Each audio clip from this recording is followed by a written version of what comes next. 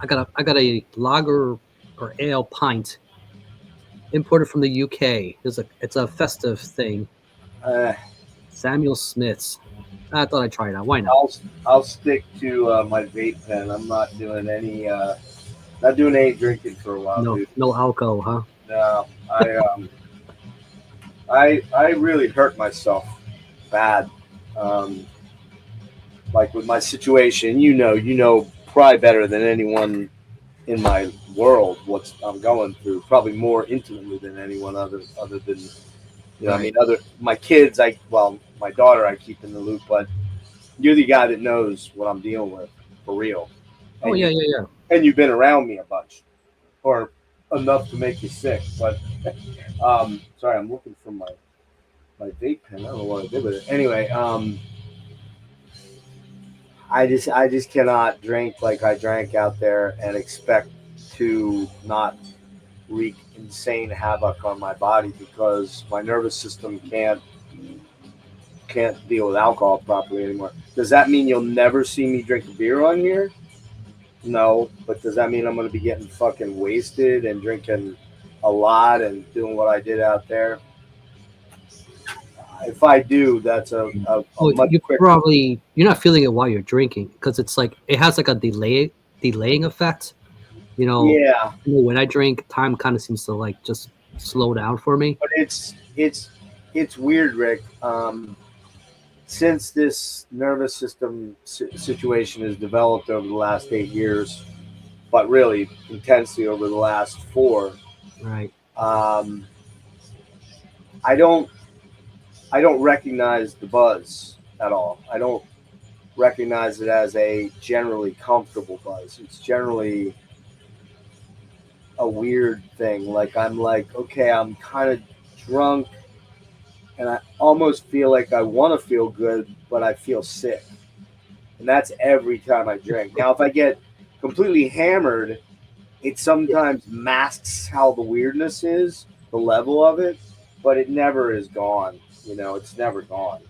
So it's not Uh, like a pleasant experience. It's not like at least when you get like a good buzz or whatever, like you're right. you can kind of associate it with an enjoyable thing. Like, but in Right. your case, you got all these symptoms going on. Yeah. It's like It's just not pleasant most of the time. it, And it's like why it's do like I do it's it? like you Why got do this I do race it? car, but the check engine light's always on with all the fucking lights. You're like, well, it's kind That's of a exactly right.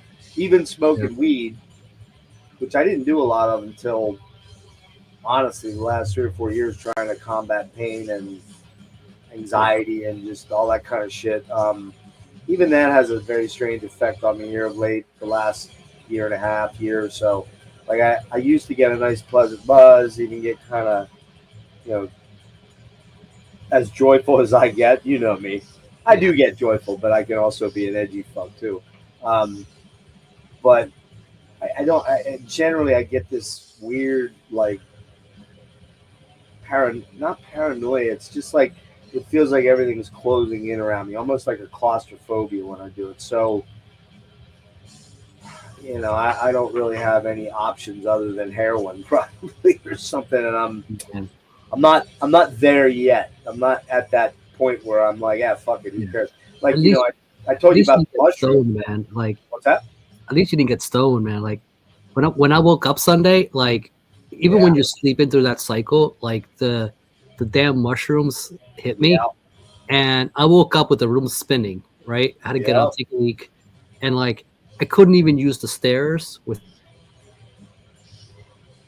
falling. Uh I oh. couldn't trust myself because I'm like really wobbly. I'm like, fuck, man. Like they just, I know I took some of the shrooms and a gummy here and there, but like I didn't know. I thought you told me you ate like six of them, did you? I kind of lost count, but I didn't think I took like that much. Wow, but now you did. I remember you. Minimum of four, from what I recall, and Whatever, it was, frankly, I felt it, man. Like well, I'm I didn't telling feel you, it during the stream like that, but it was like when I woke up, that's when the room right? was spinning, man. It was just like, woo, like I don't think I'll be able to handle hosting a stream with the disorienting effect of that. Yeah, exactly. Yeah, and it's weird because so Friday night out in Frisco, not this past, but Friday before, when I went to the Death Angel show. I did have a blast. I didn't feel great, but I powered through it. But I also drank a lot, and more I drank, the more I got sort of like numb to everything. And then Saturday when I woke up, I was deathly fucking ill. Because what happened was, where I really fucked up was at the show. I think I had 6, maybe 7 beers, but the beers out there were 16 ounces or 20 ounces, I think they were actually, from the bar. And then there was cans backstage where we were hanging out with the DA guys, and I had drank at least 2, maybe 3 then. And at that point, I was very hammered, but not fucking incapacitated. Or I couldn't have gotten on the train and gotten home and had the wherewithal to have Chuck come get me and know what was going on there. So I couldn't have been. I wasn't that hammered.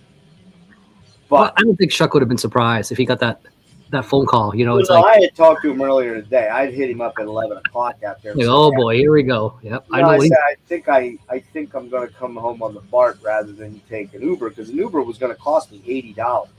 And the more I looked at it, the BART's $5. I'm like, you know what? If I got to leave the show early, well, it turns out the BART had a run at 12:30. So it was plenty of time, because that show was over at 10:30-ish, and we hung out backstage for an hour or so. And then that gave me time for Craig Cicero to drop me off at the BART station about 8 blocks away. I walked down. I waited for the train. I got on. I went. There was a little element to that got a little weird. I think I told you about it privately, but we won't get into that. But that was the escalator thing. But anyhow, but where I fucked up bad was when I got to Chuck's. I was in a place. I was in a roll, on a roll. I drank a 22-ounce Guinness bottle, and I drank pretty much almost an entire bottle of wine, 2/3 of a bottle of red wine, and I smoked a bowl. Probably had like 3 hits off a bowl. So when I woke up on Saturday, dude, I was so goddamn fucking like gone. If you weren't feeling like that, I'd be surprised, man. Like, yeah. Even for a non-sick person to do that is kind of crazy. And then where I really kind of fucked up bad, I think. Hey, Marty. Hey, Marty. You're welcome to join us, Marty. But Merry Xmas to you too. Merry Xmas. Is it Merry Xmas or Merry X-Men? Yeah. Geez, they don't like Christmas anymore. They don't say Christmas. Anyway, real quick. Well, I don't know, I'm just that kind of nerd. It's like, did you mean Merry X-Men or Merry X-Men? Merry X-Men. Then what happened was on Sunday we went over to Berkeley and went to Rasputin, and I was hanging out with Tom and Craig Deerhorst and all that stuff. Yeah. And I was rough, dude. I was struggling. So when we got home that night, we had gone over to the mushroom place over in Pacifica, and I grabbed 3 packages of gummies, one of which was the one you had there that you were munching off of the other night. Oh, yeah. The other ones were the shiny bag. What's that? The shiny bag. Yeah, the ring ones. They're tasty as fuck, man. They're yummy. That's the problem. That is exactly the problem. Just eating candy. That's how I felt about it. They had a nice sour gummy stuff to them that was really yummy. When you started eating them, you're like, oh, give me 10 more of those. Well, I ate 9 of those that night, Rick. 9 out of a bag of 10. I ate 9, and then I had 2 squares out of the other one, or no, 3 squares. And I don't even think I was high. I think I was just like in this state of almost catatonia. I could barely move. I have no idea what's in those things. They say amaretto mushrooms. I don't know what those are. You'd think but they're not psilocybin mushrooms, you know? No. Psilocybin is like, that shit's like psychedelic. Like, yeah, which probably gonna be hallucinating. Which is what I kept waiting to happen, and it never happened. I got a real nice. Yeah, those are the ones right there, dude. Yeah. What's the name of the mushrooms they supposedly use? Amarena.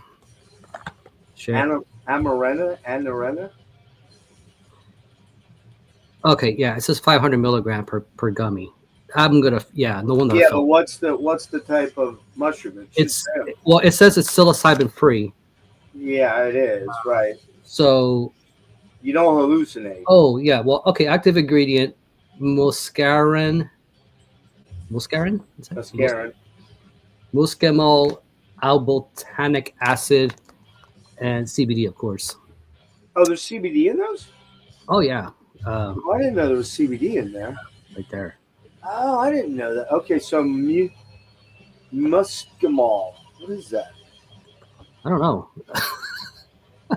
Oh, yeah, we were reading this shit. I should have probably looked it up Here right you before. go. Here you go. Oh, I get it. It's an amanita.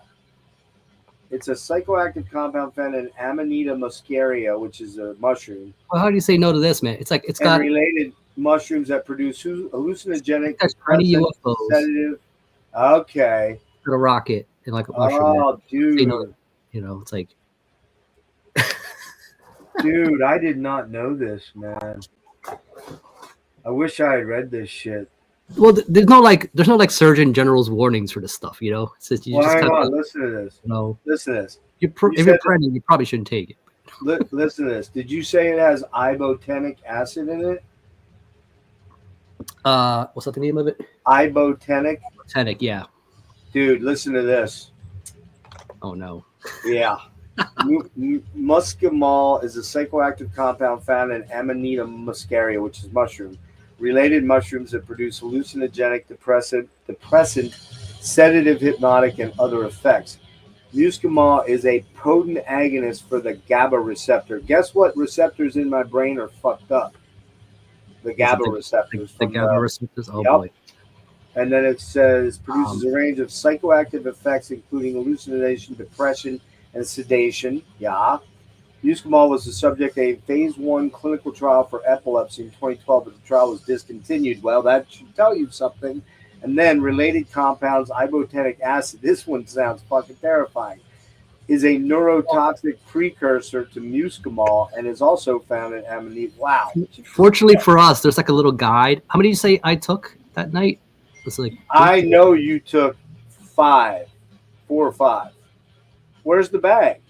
well, the bag's here, right? Like there's a little guide where it's like 1 to 5 gummies, like Yeah. listed. Like these little clouds. Okay. Yeah, I saw that. Yeah. How Like- many are in there? How many are in there? So one gummy is mini dose, possible euphoric effect. Okay. 2 gummies, laid back and chill vibes, right? So I was already crossing that Rubicon. Oh, yeah. So 3 is UFO sightings. I don't think you were right there. And you know Jersey, man. So It's true. four gummies, alien abduction. So I don't recall you being anally probed on the stream at all. I'm not sore down there. Oh, you're not. Okay, that's good to Yeah. know.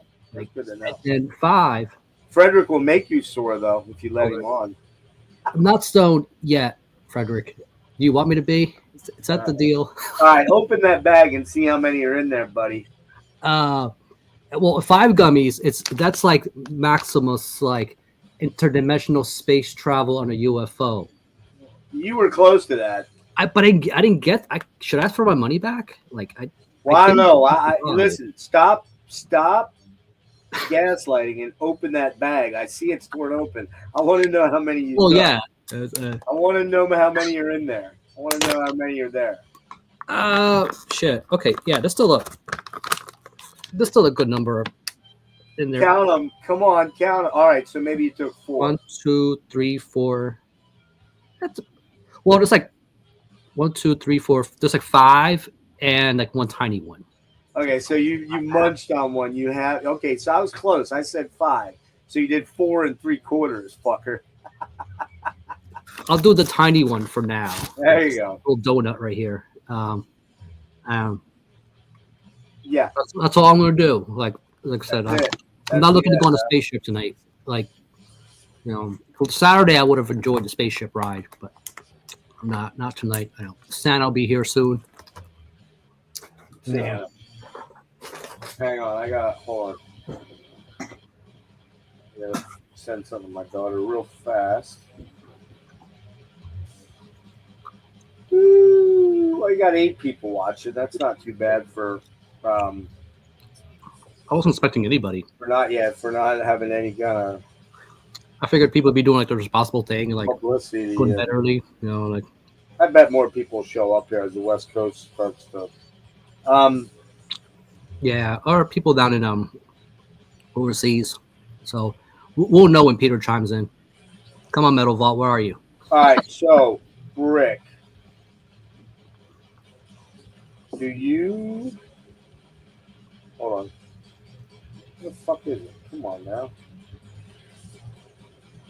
Hang on, I'm trying to find.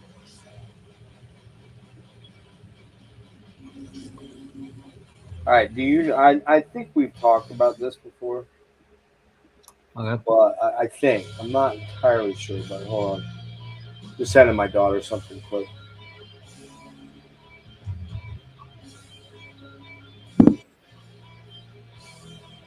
Um, this album.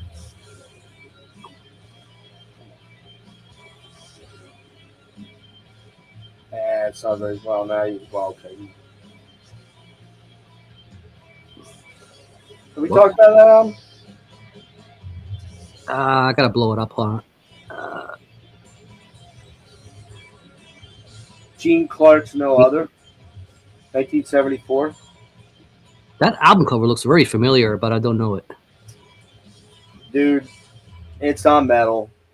Not It's even a, hard it's rock. like that collage look to it. It looks very, very Yeah. familiar. I swear we talked about it. I was infatuated with it back in June, July, and August, and then I kind of put it down, Where was Frederick with the truth bombs? and then I threw it in. I know, Maybe man. Santa's not real. If Santa's not real, why are there chimneys for him to go down? Right. Santa is real, and I'll tell you why I know. Fact. I went to the Weis grocery store yesterday. No. Yeah, yesterday afternoon, evening rather, and Santa was in line getting some fucking salad items and like canned goods and shit. So Santa is real, peeps. Saying, man. As long as he doesn't look like as long as he doesn't look like Billy Bob Thornton, that's apparently not a very good Santa. I've never seen that movie, man. I don't even know. Really? Is it any good? It's pretty raunchy, man. So there's some shit in that movie. Yeah. What are you drinking again? It is Samuel Smith's Winter Ale, Winter Welcome Ale. I don't know this. That's an interesting. Let me hold it back a minute. It's an import. Oh, the bottle's brown. Never mind. I thought it looked like it was kind of like an orangey color, but it's actually the bottle. Nah, yeah, it's total brown. 6%. So it's not like it's anything. Yeah, it's not earth-shatteringly destructive, but I got it, dude. Dude, did you tell me, Rick, that you or no? I think it was maybe Nick and Palm. I thought maybe never mind. I think it was Nick and John Halm that would tell me that Old Rasputin Stout. I know we're talking about drinking. I should be drinking, but yeah. I wanted to get a 6 of that just to have for a while in case I decide to have 1 or 2 of them. They're so yummy. Old Rasputin something. No, I know that one. Oh, come on, man. Yeah. Hey, Scott. Merry Christmas to you. Hey, Scott. You're welcome to join us if you like. It's going to be a low-key sort of thing. Yeah, here it is right here. Shit. Come on, man. Get up. Come on. Let's see if I can. Where's your bong, Frederick? This? Oh, shit. Come on. North Coast Brewing Company, Old Rasputin. Oh, okay. Yeah, Russian Imperial Stout. Dude, this shit rips, man. Man, it's so good. If I saw that in the store, though, I don't know if I would trust it. Like, what's that? Rasputin on there. I'm like, man. Dude, wait, you saw it, or did you say if you saw it? If I saw it in the store, I don't think I've ever seen that. Eric, man, that shit is so goddamn good, man. I shouldn't be drinking, but hey, Eric, I didn't realize you were still awake. Well, actually, you're like he's early, man. He's early. You're welcome to join us, Eric. You won't, but you're welcome to if you like. Anybody wants an invite? Yeah, anybody wants an invite. Oh, hey, Courtney. We're just Christmas, doing happy holidays, Festivus. Yeah, I don't know what y'all doing saying. a hang. Probably not going to be a super dramatic one. I promise. I'm going to stay off the political. Even if the MAGA bros show up in here, I'll just we'll just delete them and ignore them. I don't even think most everyone is tipped off just because I privated that stream, but like unless you were actually on that night. Yeah, but it was up most of the Had a day. few party poopers showed up. It was up most of the day, and of course, I had a moment there where I lost my. Okay, Bongzilla. There you go. Cool. That's a band people don't seem to get. Those sleeps before 10. All right, yeah. I forgot you're way out in the west. All right, this is fucking weird, dude. What I do in my basement? We're doing better than Frederick. It's like tomorrow over there already, right, dude? It's also summer down there too, so it's and it's summer, and your toilet's flush the other way around. Like everything is just backwards. What the fuck happened out in Aussie land? That's the most bizarre shit ever. I just had my vape pen in my hand, and it literally has vaporized. You see what I did there? Like it's fucking gone. It's not in my hand. What the hell? It's like guitar picks, man. You drop those things, you're not gonna find it. Like where Dude, you think. Tell me about it, man. I can go through guitar picks better than any human being on the fucking planet. I probably have like 500 of them here in my house and don't even know it. It's like this meme I saw the other day. It's just this giant black hole, and it's made of nothing but guitar picks. It's like where they all go. Oh, really? In a black hole, going into a black hole? It's like a black hole with just guitar picks. Dude, that's like so on the point, man. Hey, so Scott. Point, yeah. And they're marrying one to you too, dude. Fucking bizarro, dude. Boxing Day. I literally just took a hit off of it. And it's what the? It's not showing up anywhere, is it? No. And I didn't get up and go anywhere. I didn't. It's not showing up because you're looking for it. You have to like. Well, yeah. That's what not look for it, and it'll decide to show up. Well, that's usually how it will happen, I'm sure. But this is truly fucking weird as shit.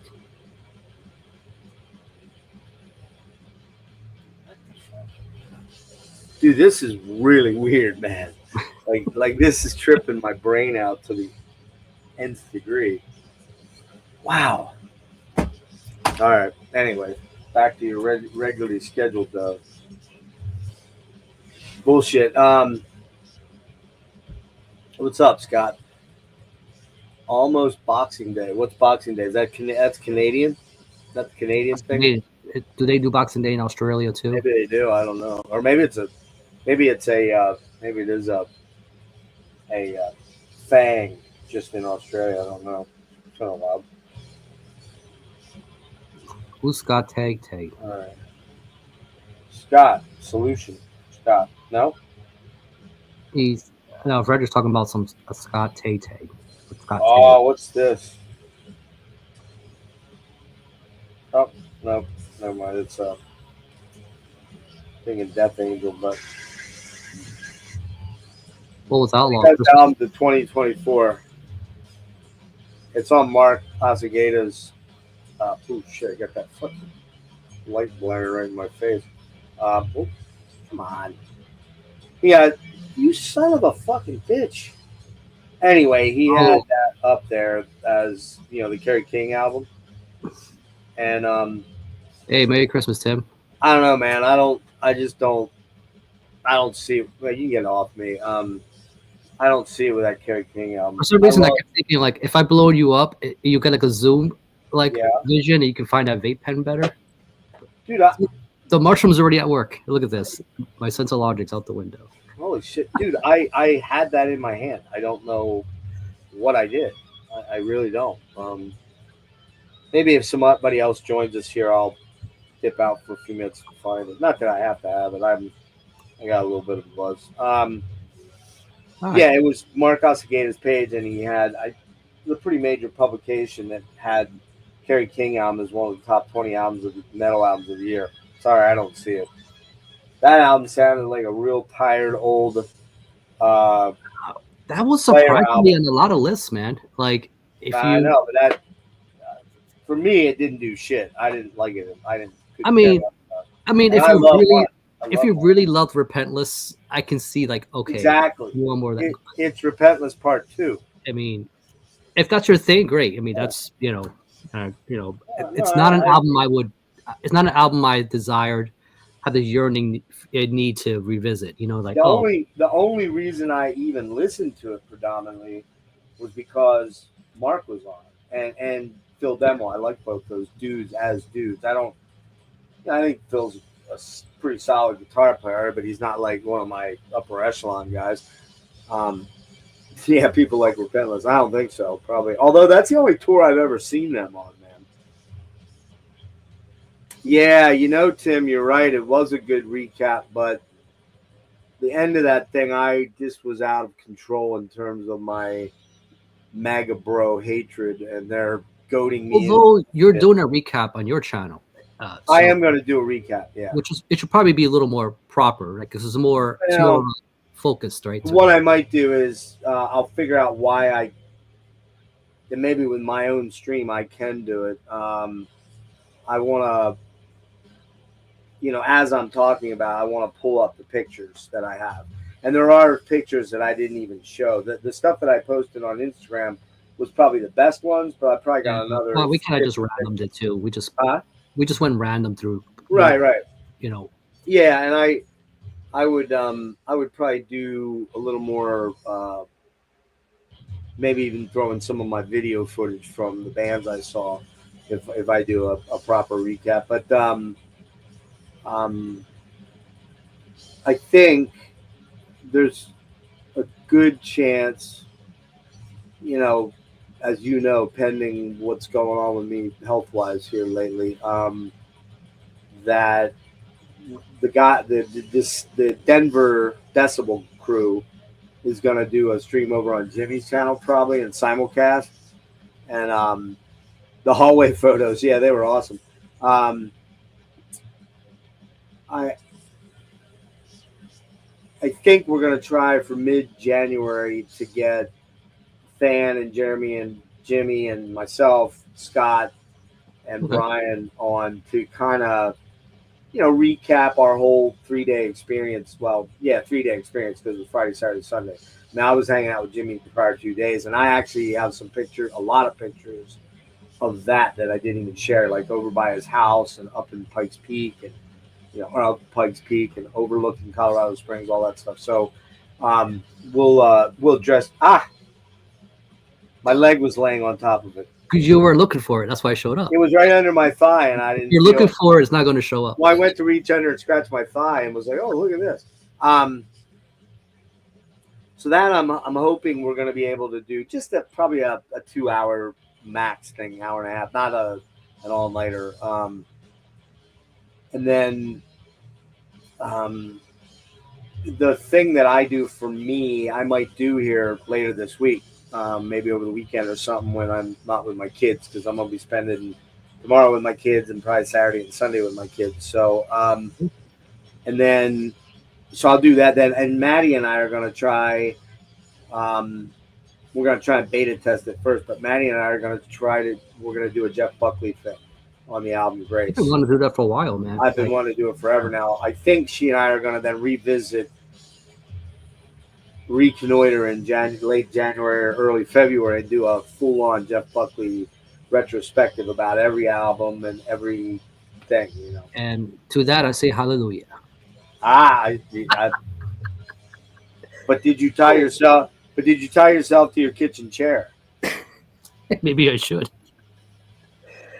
Well, I got Scott's on, right? So I did do a mini pickup. And I saw it sitting there. Rick, a mini pickup. Yeah. And so this is one I don't really have much on vinyl, just because. But you guys are such fanboys of this group, so went ahead and. Look at that! Look at that! Getting started on the journey. Wait, Brief Encounter. I don't actually have that one. That's one of the later Fish era. I think that's one of the later Fish era live albums, right? Yeah, it's like a little comp of stuff. What's on that? What songs are on that? I don't own that one actually. Lady Ninja. Lady Nina. Okay. Listen, Lady Ninja, I liked it. Never mind. Grooms. All right. Go ahead. Fruits. Freaks. Kaylee. Kaylee. Is it how you say it? Okay. Kaylee. Well, Fugazi. I do know that one. Fugazi. Script for a Jester's Tear. Mm-hmm. So just That's four it? tracks. Ah. Not too bad. I see it, Tim. So Same to you, buddy. later, dude. And I also got one more. Yeah, Clutching at Straws. Oh, nice. Yes. This is the last one with Fish, right? Yeah, probably my favorite as far as it's their best album. Maybe, man, I have a hard time saying that. Oh, God, I have a hard time saying that. You know, script is so important to me. I can't even describe how important. You have to go watch the deep dive that I did with Lee on the first part, the Fish era stuff.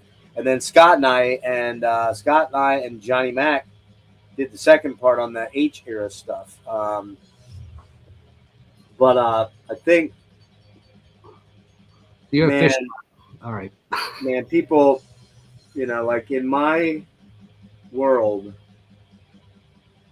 there honestly, I mean, there's a million bands I love, and you know, if I had to top tier everything, it would be very hard. But I will say, Fish is the Fish era. Marillion is a top 5 band for me. Changed my life. That's what I'm more familiar with. I've kind of just been stuck in the 80s. But I really do enjoy a lot of the H era albums individually. As a whole, I just don't think the music and the vocals affect me the same intense way. Fish was magical during that 4-year run. And, you know, he has a couple. I love most of his solo work, not all of it, but most of it. But he has, you know, like Internal Exile, Rain Gods with Zippos, and Sunsets on Empire, man, and a Vigil in a Wilderness of Mirrors. Those are 4 essential solo albums, man. They were amazing, and he actually kind of went out on a high. The last 2 albums, Feast of Consequences and Weltschmerz, really fucking great albums. The couple before that, they're okay. 13 Stars, okay. Field of Crows, Fellini Days, even though it has my good buddy John Wesley was a co-writer on most of it. The album just has a weird mix and sounds bad. But that band is so fucking important to me, man. I just can't even describe the level. Well, I mean, other than Rush, you got a physical representation of that somewhere on your. On yeah, your, I do. your Yeah, I do. I got a long sleeve on, so I can't show up. But I would say, you know, Rush is, as everybody knows that's ever watched me or knows anything about me, Rush is my favorite band of all time. But I got to think the Fish era Marillion is probably number 2. It's a healthy line. I think when you have like favorite bands, like although Porcupine Tree, Fight There, Anathema, you know, they're all kind of in there, but they're also different enough. Opeth. It's not like 2 very similar bands, right? They're competing for that spot. It's like they're all very different, but you love their catalog, right? Just as much. Well, like I said, all 4 of those Fish albums are, to me, essential albums. Anyone that likes neo-prog or progressive music or just really good mix of prog with crossover radio pop, sort of, kind of. The thing about Marillion, though, is like it seems like that's not the very first thing people gravitate towards when they're getting into this. It's going to be like Yes, right? It's going to be Genesis. Like it does the stuff people will discover first before they finally land on something like Marillion. Well, yeah, because for obvious reasons, they're the prog godfather. You know, I'm sorry, right. The 70s were the godfather of they're all the proto prog bands. So you got King Crimson was 60s. Yes, I think it was 60s too. It was, but it started in the late 60s. You got Genesis, late 60s. Yeah. You got Well, even the ones that came later, like I could see people getting into Ryan Heath. Asia, right, before landing on something like that, just No, because but it I'm was just more saying that, mainstream. I'm just saying that most people are going to, kids of my kids' age, they're not coming in right at Marillion because they're probably learning of that era of music because of Pink Floyd, because of Genesis, because their parents have those albums in their CD collection or record collection. It was funny, like, and I just had this thought because, like, I don't know if you watch these, been watching these top 10 lists or 20, whatever. Here and there, I've caught some. Yeah.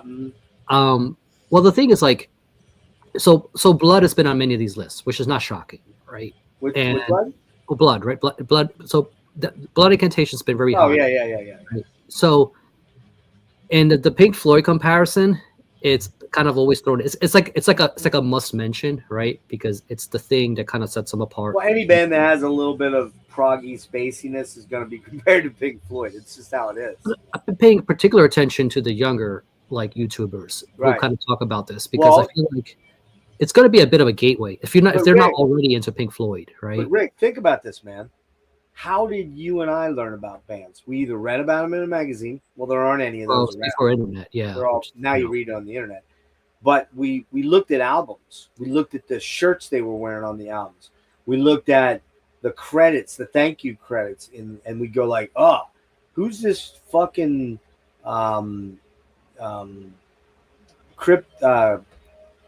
cryptic shift band, or who's this? I'm blanking on the bands I wanted to say. I fucking totally lost it, man.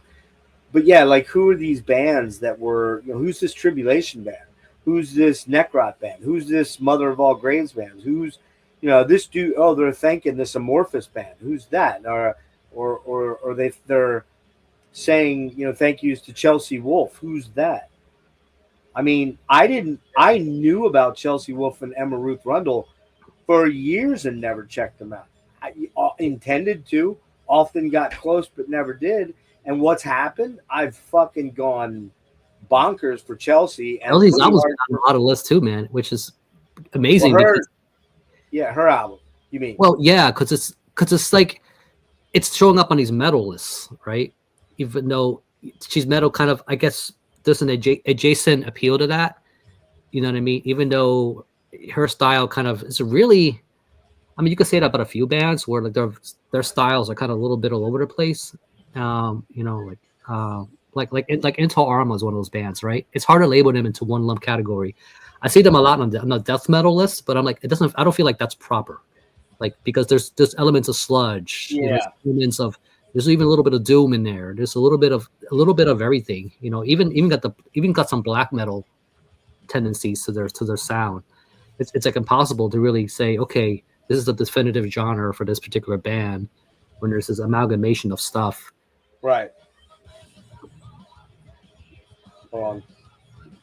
I think the artwork had a lot to do with it too, because like I'll pull it.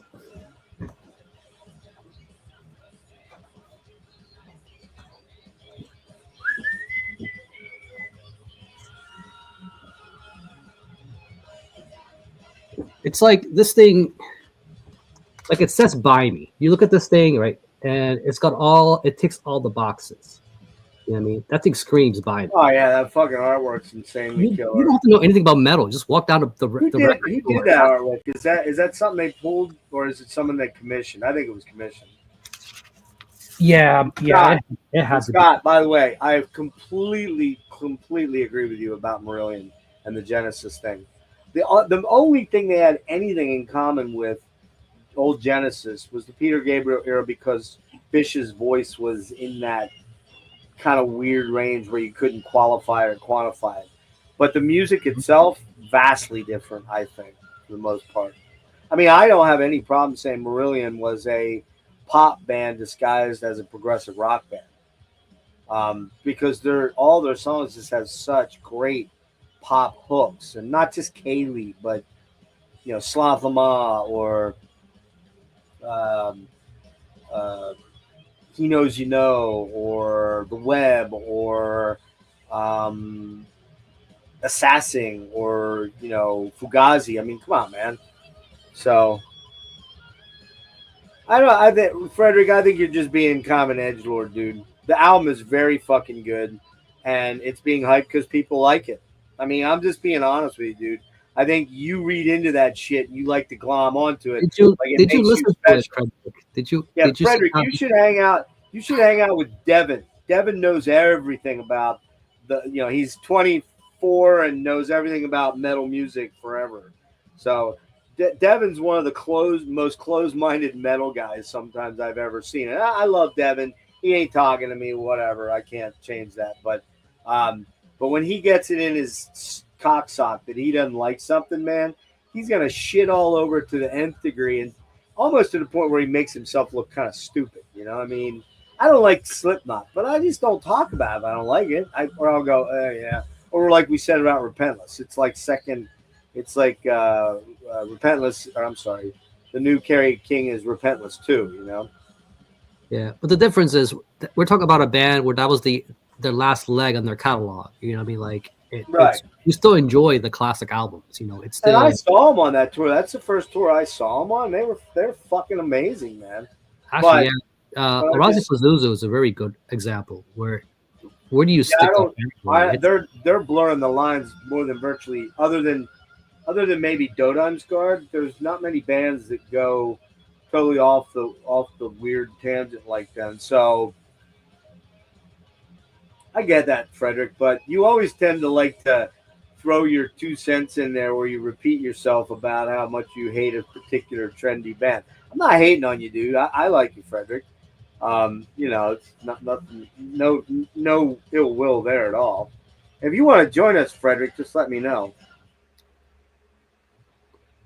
Starspawn is that golden child. A lot of people. I love I Starspawn, man. love Starspawn, but I like this new one probably as much as I like, or in the same range as Starspawn. The second one I liked a lot, but I had a tough time getting into the long second song for some reason. I don't know why.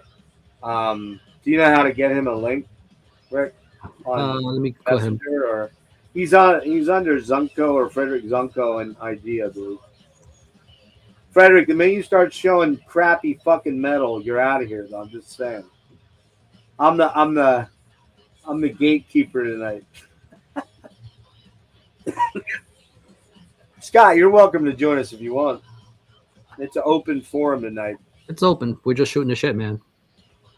Just no politics, and that goes for me mostly. So everybody knows I fucking hate Trump. We don't have to go any further than that. And yeah, I had to get that in there. But no, other than that, that's all I'm going to say.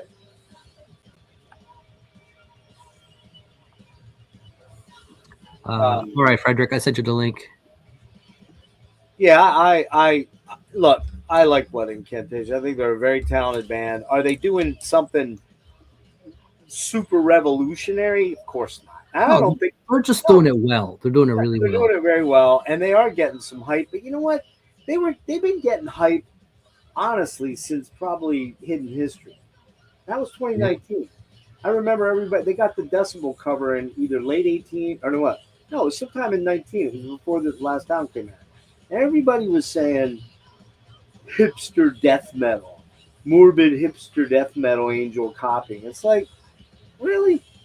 Everyone copies someone, for fuck's I sake. think part of the complaint too, it's some people just can't get past the multi-genre thing with in rap. Yeah. We got a lot of stuff going on, Yeah, and the multifaceted, albums with all that stuff going on, it might be too much for some people. And they kind of want a more streamlined, more direct, kind of sound. yeah.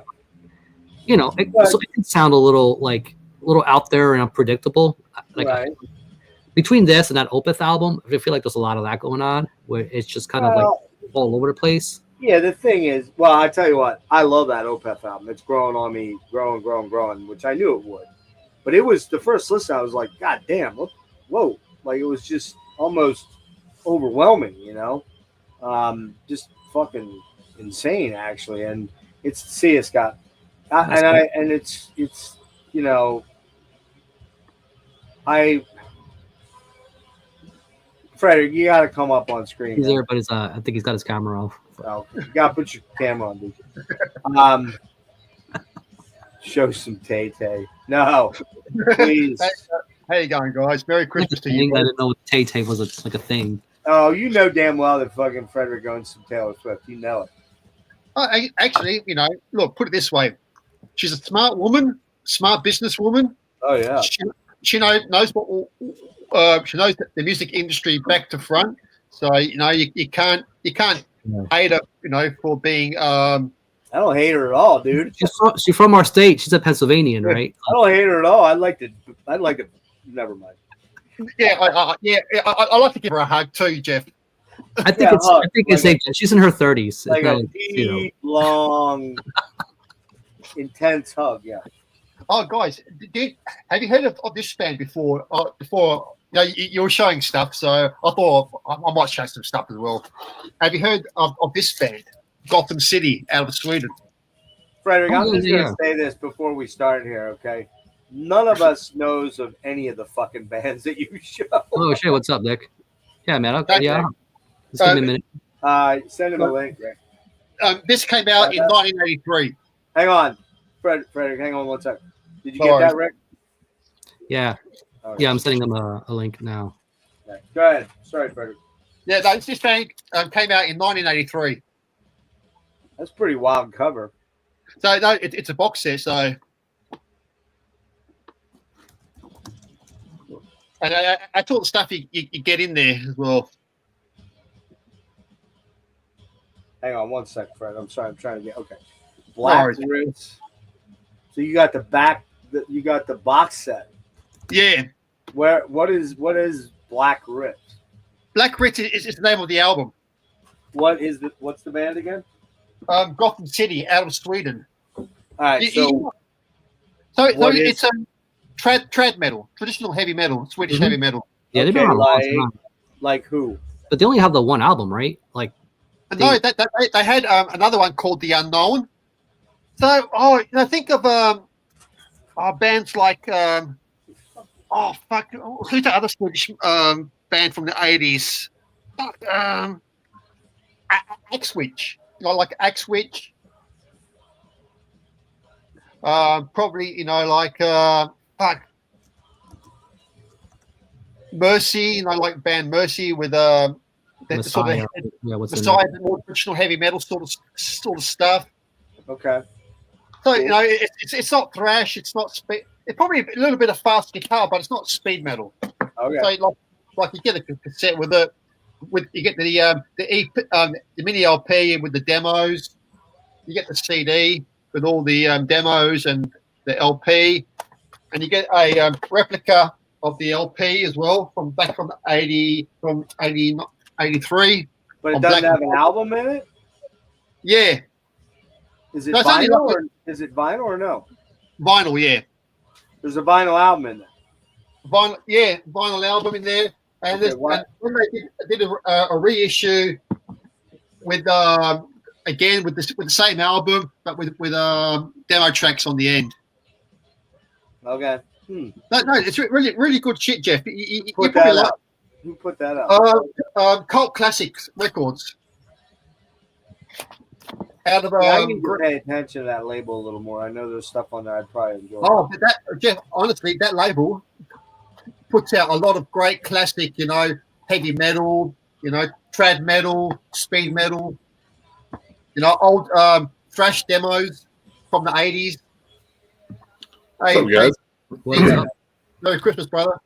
Merry fist ass to everyone. Merry Christmas to you. Maybe Nick can do a tutorial on Gotham City. Is that like your band?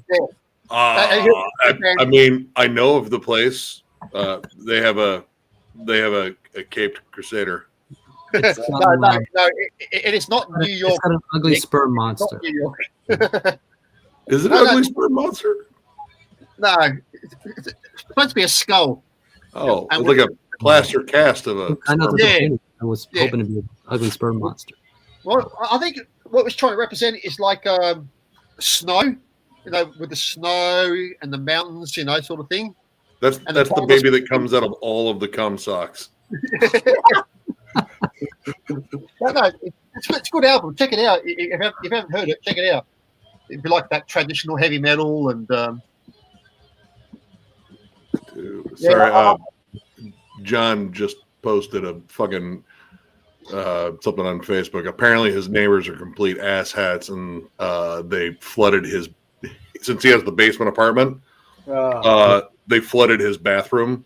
Water is pouring through the fan ducts and is actually peeling off the paint and shit. Oh fuck! So he probably came home to that. I actually just said, "Oh, I see." Okay. Oh Jesus! Oh, damn, dude! Like, dude, the pictures are. I mean, it could be worse. It could be worse. You could be Jeff Wagner or Kevin Huffnagel, who both had really scary. One lost their house and virtually everything they own, including animals, and the other, their apartment's fucked, and they got to find a place to go now. And luckily, they didn't lose their cats and they didn't lose his instruments, but he lost a lot of stuff in the basement that was all, all his inventory for all his Bandcamp stuff is all gone. So he's got, let's say he's printed up 200-300 CDs and some LPs, and for all his projects like Veldude and like Dysrhythmia and all that stuff, which probably Dysrhythmia is his biggest seller. Who knows how many he printed? 500 and 100 or 200. All that shit's gone, man. That's fucking What's nice though is I haven't checked it lately, but the GoFundMe for Jeff and his wife, the last time I saw, I think was well over $50,000, which is amazing. And I think Kevin's was pushing $20K in a matter of a few days. So that just shows how good people are when, I mean, they wouldn't donate shit to me if I put a GoFundMe up for my health, but you see what I mean? You get my point there. No, we'd get you like a purple sparkly dildo or something like that, and make sure it has your name written on it, like for Jeff. What about a date with Matt Gates? Could you hook me up there? Yeah, I think John's gonna jump on for a bit. Oh, okay. Cool. Yeah, he said he needs a break from editing. He's getting the joys of editing now. Oh. There ain't no fucking joy in doing that. Get out. No, there isn't. But I mean, when you're done with it and you go back and look at it, it's like that looks better than what it started out as. Right. People would faint. Please don't do that. No, because Scott wanted to shape. I don't want to see your tay or your taint either. So wait, is that like a playful name for taint, or is that? We're not sure. These the tay tays? I was trying to figure that out. Yeah. Okay, all right. Frederick, your tay tays and your taint. Okay, good. So you usually refer to costumes, right? Frederick, do you have a tay between your asshole and your JJ? But JJ. No, there's no tay between my a-hole and. There's no playful name for butthole. Then we don't have a. Oh, hey, dude. What's up? Jesus Christ, dude! I saw the fucking pictures. I heard you had a hell of a time, man. Yeah. So my upstairs neighbors are not the smartest people in the world, and for whatever reason, there's water pouring through the ceiling in my bathroom.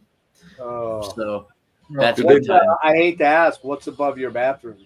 Is it their bathroom? Could be. My assumption was clear water, so it's not that. My assumption, yeah. My assumption is that it's their washer. Oh, the washer. Ooh. Oh, so it wasn't brown water then. You're lucky it wasn't brown water. Did you hit him up? What? Did you hit him up? No, I'm not fucking with it. I'll just whatever. It'll stop eventually. This is the third time, so it's all pouring into the bathtub, right? Yes, it's all pouring into the bathtub. Okay, yeah. Oh, it is. Oh, yeah. Okay. Well, Of all places, is probably where you want it to go. Yeah. Right. The only problem, John, is your roof might collapse. I've made several complaints now to this apartment complex, and no one seems to give a fuck. Yeah. So well, there you go. if that's the case, they've got a bigger problem on their hands, and that's not my fault either. You should stink bomb them. They're either going to come out and fix it, or I'm going to fucking leave. Yeah, well, because it's not safe for you, and if you have to pay for it, it's not gonna. Right, I don't have to pay for it. I better not have to. I'm not paying for it, so no, because it's not your fault. It's not your fault. Right. It's upstairs neighbour's fault. If their washing machine fucked up, they have to pay the damages. So how are you, John? You let a skunk loose in their apartment. That'll fix everything. I'm thinking about it. I'm just gonna fart directly into the air ducts. I told you should do that, but I mean, since you're in the bottom apartment, you're gonna have to get a step ladder and then get like right up on those vents. I'm good with it. And you're probably gonna have to go cheeks to vents. I mean, you don't want any fucking buffer zone there. I'll unscrew the vents. I'll go. That's commitment. I'll go full butt to duct. He's gonna go. You're gonna go John McClane on this thing, man. There you go. Yep. Yeah. Start eating those later. beans. You don't want to burn it off. Start eating beans and tacos and nachos and burritos and just pile that up into your gut and then let it go. Oh, dude, a little hummus, a little bit of hummus too. Hummus. Yep. That's. Yep. If anybody's watching this stream, cash app me $50. I'll go to Taco Bell. Fill up right now. Got a mysterious commenter. Maybe she can send some funds your way. I agree. I don't know how you say it. Nice. De caca el gato es en mi pantalones. ¿Dónde está la biblioteca? I don't need no stinking budges. So what are you guys doing? I just got a message from them that they were on, and I was like, well, yeah, I'm still up. I had an idea for a thumbnail. I was like, you know what, they'll stream it. But you know what set me off, man? I threw the John McClane joke, but like, when do you guys do the AI image thing at all? Have you guys ever messed with that? That's how we got our booger troll. That's how we got our booger troll. Well, for some reason, these services, like, they don't allow you to look up guns or machine guns or weapons and shit. It's part of their agreement. And the only reason I knew this was because when you're looking up shit like stuff that's a little more like, I guess, outside of their whatever the code is of stuff you can search, but they can actually ban you. Like, if you searching a certain term that's banned, they don't want any depictions of guns, things getting shot, like anything like that. So I said, you know what? I'm just gonna do the Die Hard thumbnail, but apparently this thing is offensive. Huh? That machine gun. It's kind of necessary to Die Hard. Yeah, Rick, is that because of the terrorism sort of attitude? Is that what they're trying to do? Dude, that's fucking awesome. Oh yeah, light me up. But I was just like, when did this shit become so offensive, man? You can't even show a gun. You can't even do a damn AI generated. Well, Rick, I think it's for the the terrorism sort of what's happening around the world. Maybe, I don't know. Guns seem to flip the algorithm. Yeah, sort of bad, Actually, didn't YouTube say they were cracking down on anything gun related? Yeah, they have. Yeah, Doesn't shock me. Yeah, I don't know. It's why the 80s was better. It's like censorship, man. Censorship, man. No, man. You should be able to use like images from RoboCop as your thumbnail, but all the goriest ones, and not just the drippy dude. I mean, I'm talking about the first guy that fucking buys it, courtesy of Ed 209. Yeah. It's one of the few things I watch where I look forward to the commercials. Speaking of censorship, how'd your Finister? Honestly, it went pretty well.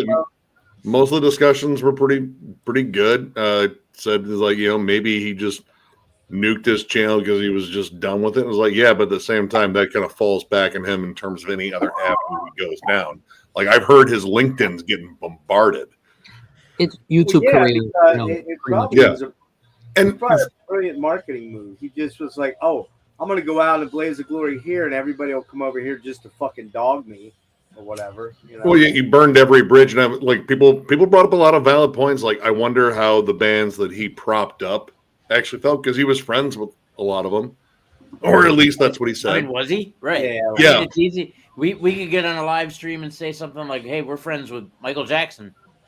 I mean, he's dead right now. Michael Jackson. We just talked to him on a Ouija board.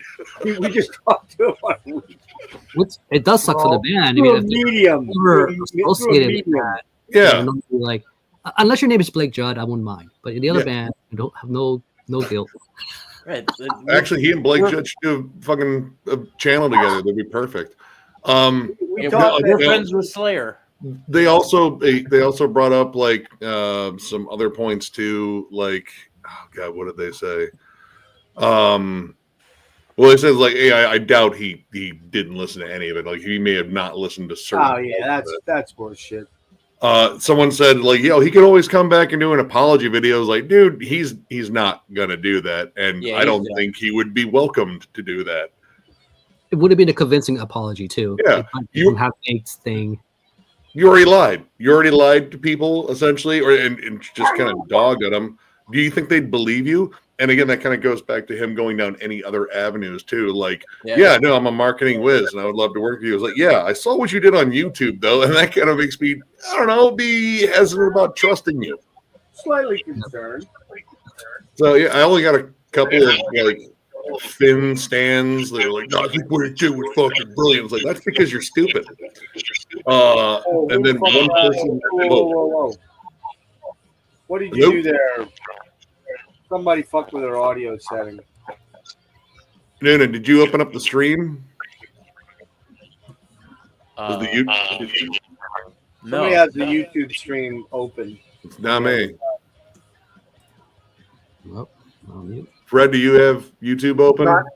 No, just got my stream. Yeah, that's it. Okay, well, it's gone now. Now it seems to have I don't stopped. hear it now. Okay, yeah, I don't hear it now. Might have been a little artifact. I don't know. I was getting a big time reverberation. But yeah, the only, like, I had another person that got pissed at me because I briefly said, like, he talked about pop punk. I don't listen to that shit, and this person got incensed that I said, "How dare you say you don't listen to that shit?" They're like, are you fucking kidding me? Like, really? I can say much worse about pop punk. I simply said I don't listen to that shit. So I told him, like, listen, do not come in here with the indignation of a fucking raged out Karen. Otherwise, I'll just rip you apart. Yeah, I don't like pop punk. That's it. Well, you're not alone there. That's just blows. It's whatever. But yeah, like, there hasn't been a lot of blowback. Honestly, it's God. Like, Nick talked himself out of some Newfound Glory CDs. We'll be setting that. No, and I was gonna give him to Noonan. I'm trying to quit. I'm deaf. I know he's been cutting back. That was my Christmas wish. Deaf. Yeah, I only got like 3 dislikes on it. So yeah, I don't know. I mean, I'm not gonna make it a habit of doing videos like that just because that was the only one that, unless like one of you guys totally betrayed me and you're not into metal and you're just lying about it. Well.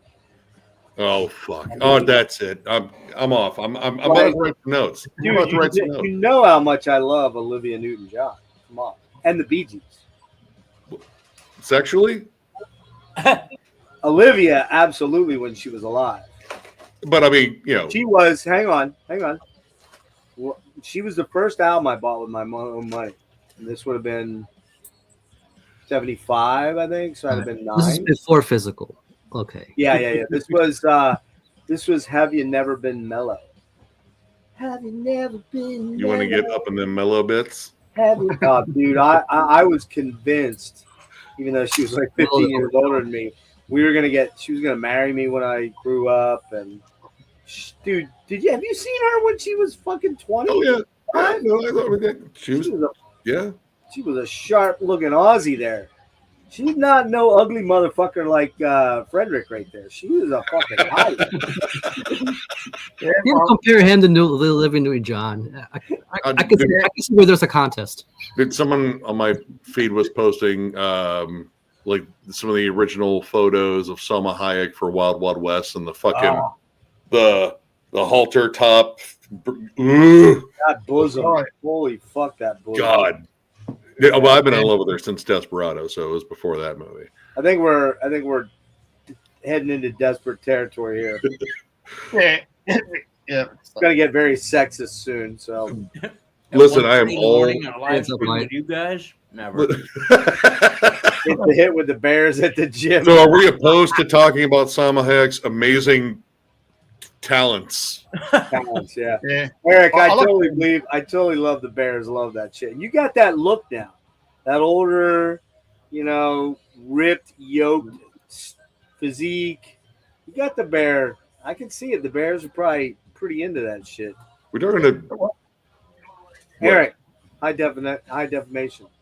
Oh, okay. I thought you were talking to like one of us. Like, wait, you think we What have about physiques? Bears?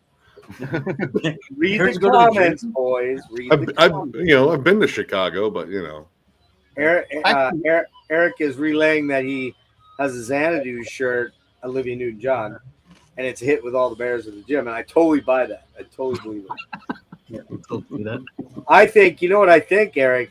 Be very careful how much more information you share because Frederick might want to, do some sexting over Instant Messenger later. I don't know. That might happen.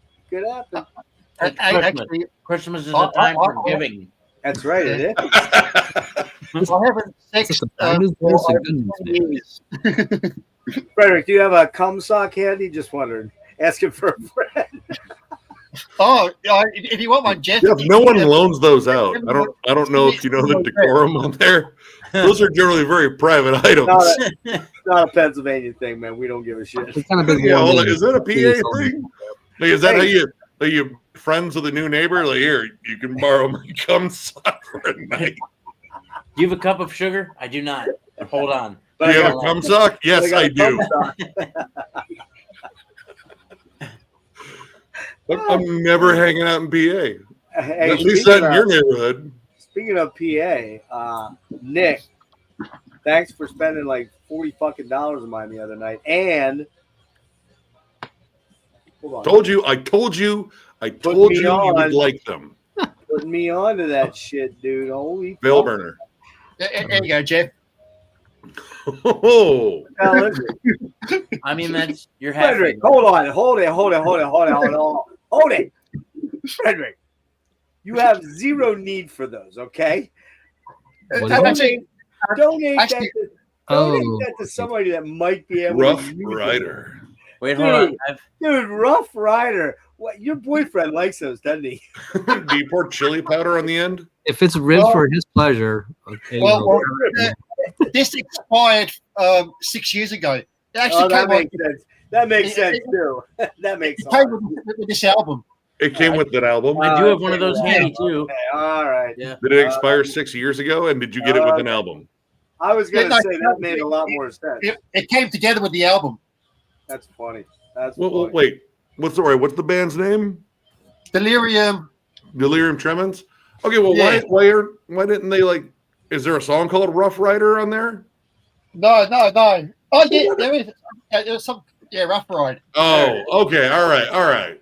I was gonna say like, No. how are they not theming it with the fucking album?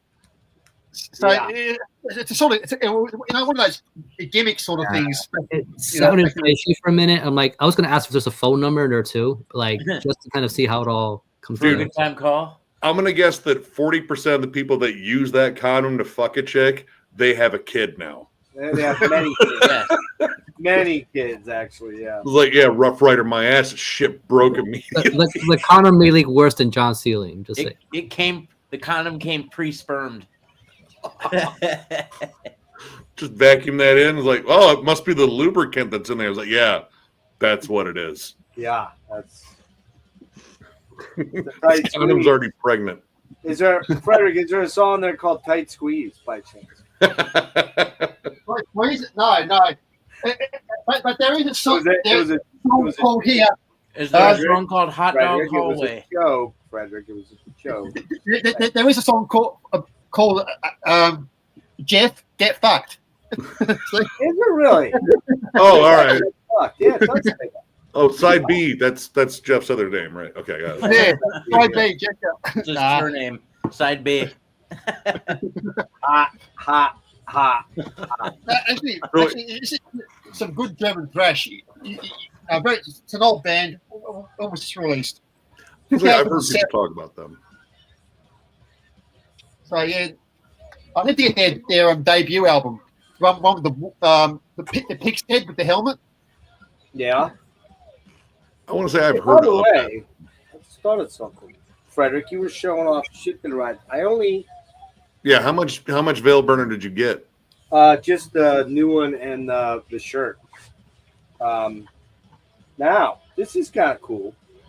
So, maybe a month ago, not quite a month ago, maybe 3.5 weeks ago, I did an interview with the Alarum guys, which are a band out of your country there, Frederick. Really cool, technical, thrashy, proggy, fusiony band. Yeah, got a couple of them. Some good. Yeah, good stuff. And so I got an email after I talked to Mark, and he's like, "Hey, man, I want to send you some stuff. Which format do you prefer?" And I'm like, "I don't know, man. Surprise me. You know, you do what you do. You. I really appreciate you doing that." So today, these arrived.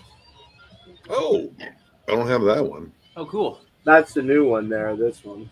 Oh, I totally forgot they had a new one. And this one here, which I don't know which one this is. Third one? End? Fourth one? I don't know. This one is kind of cool because.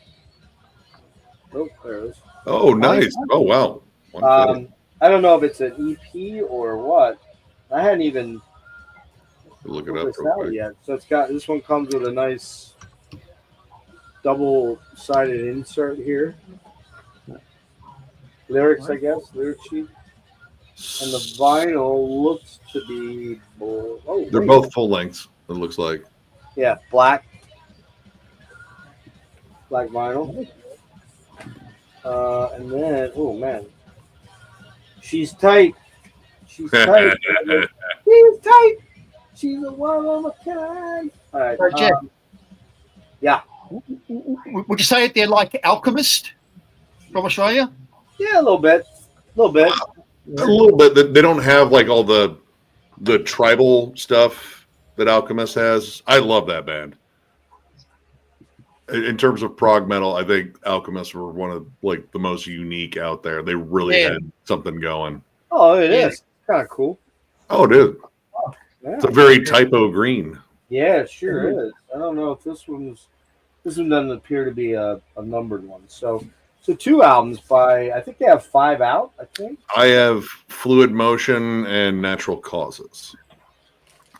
Fluid Motion was the one that I really liked. I like Natural Causes too. How do you find out about it? It's how do I find out about them? I want to say they were on Relapse for a minute. Let me see, because I got Natural Causes.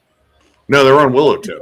Oh, okay. Yeah, Willowtip. And then I snagged them just based on a review, and ended up digging it. And then I found, when I was down in Florida, I found Fluid Motion, and it's progressive, but it's very technical. Like it's got like some atheist-ish stuff in there. Very, very, very atheist. And that, and actually on that front, when the one time they got over the States here, I think they played Milwaukee Metal Fest. I'm not sure.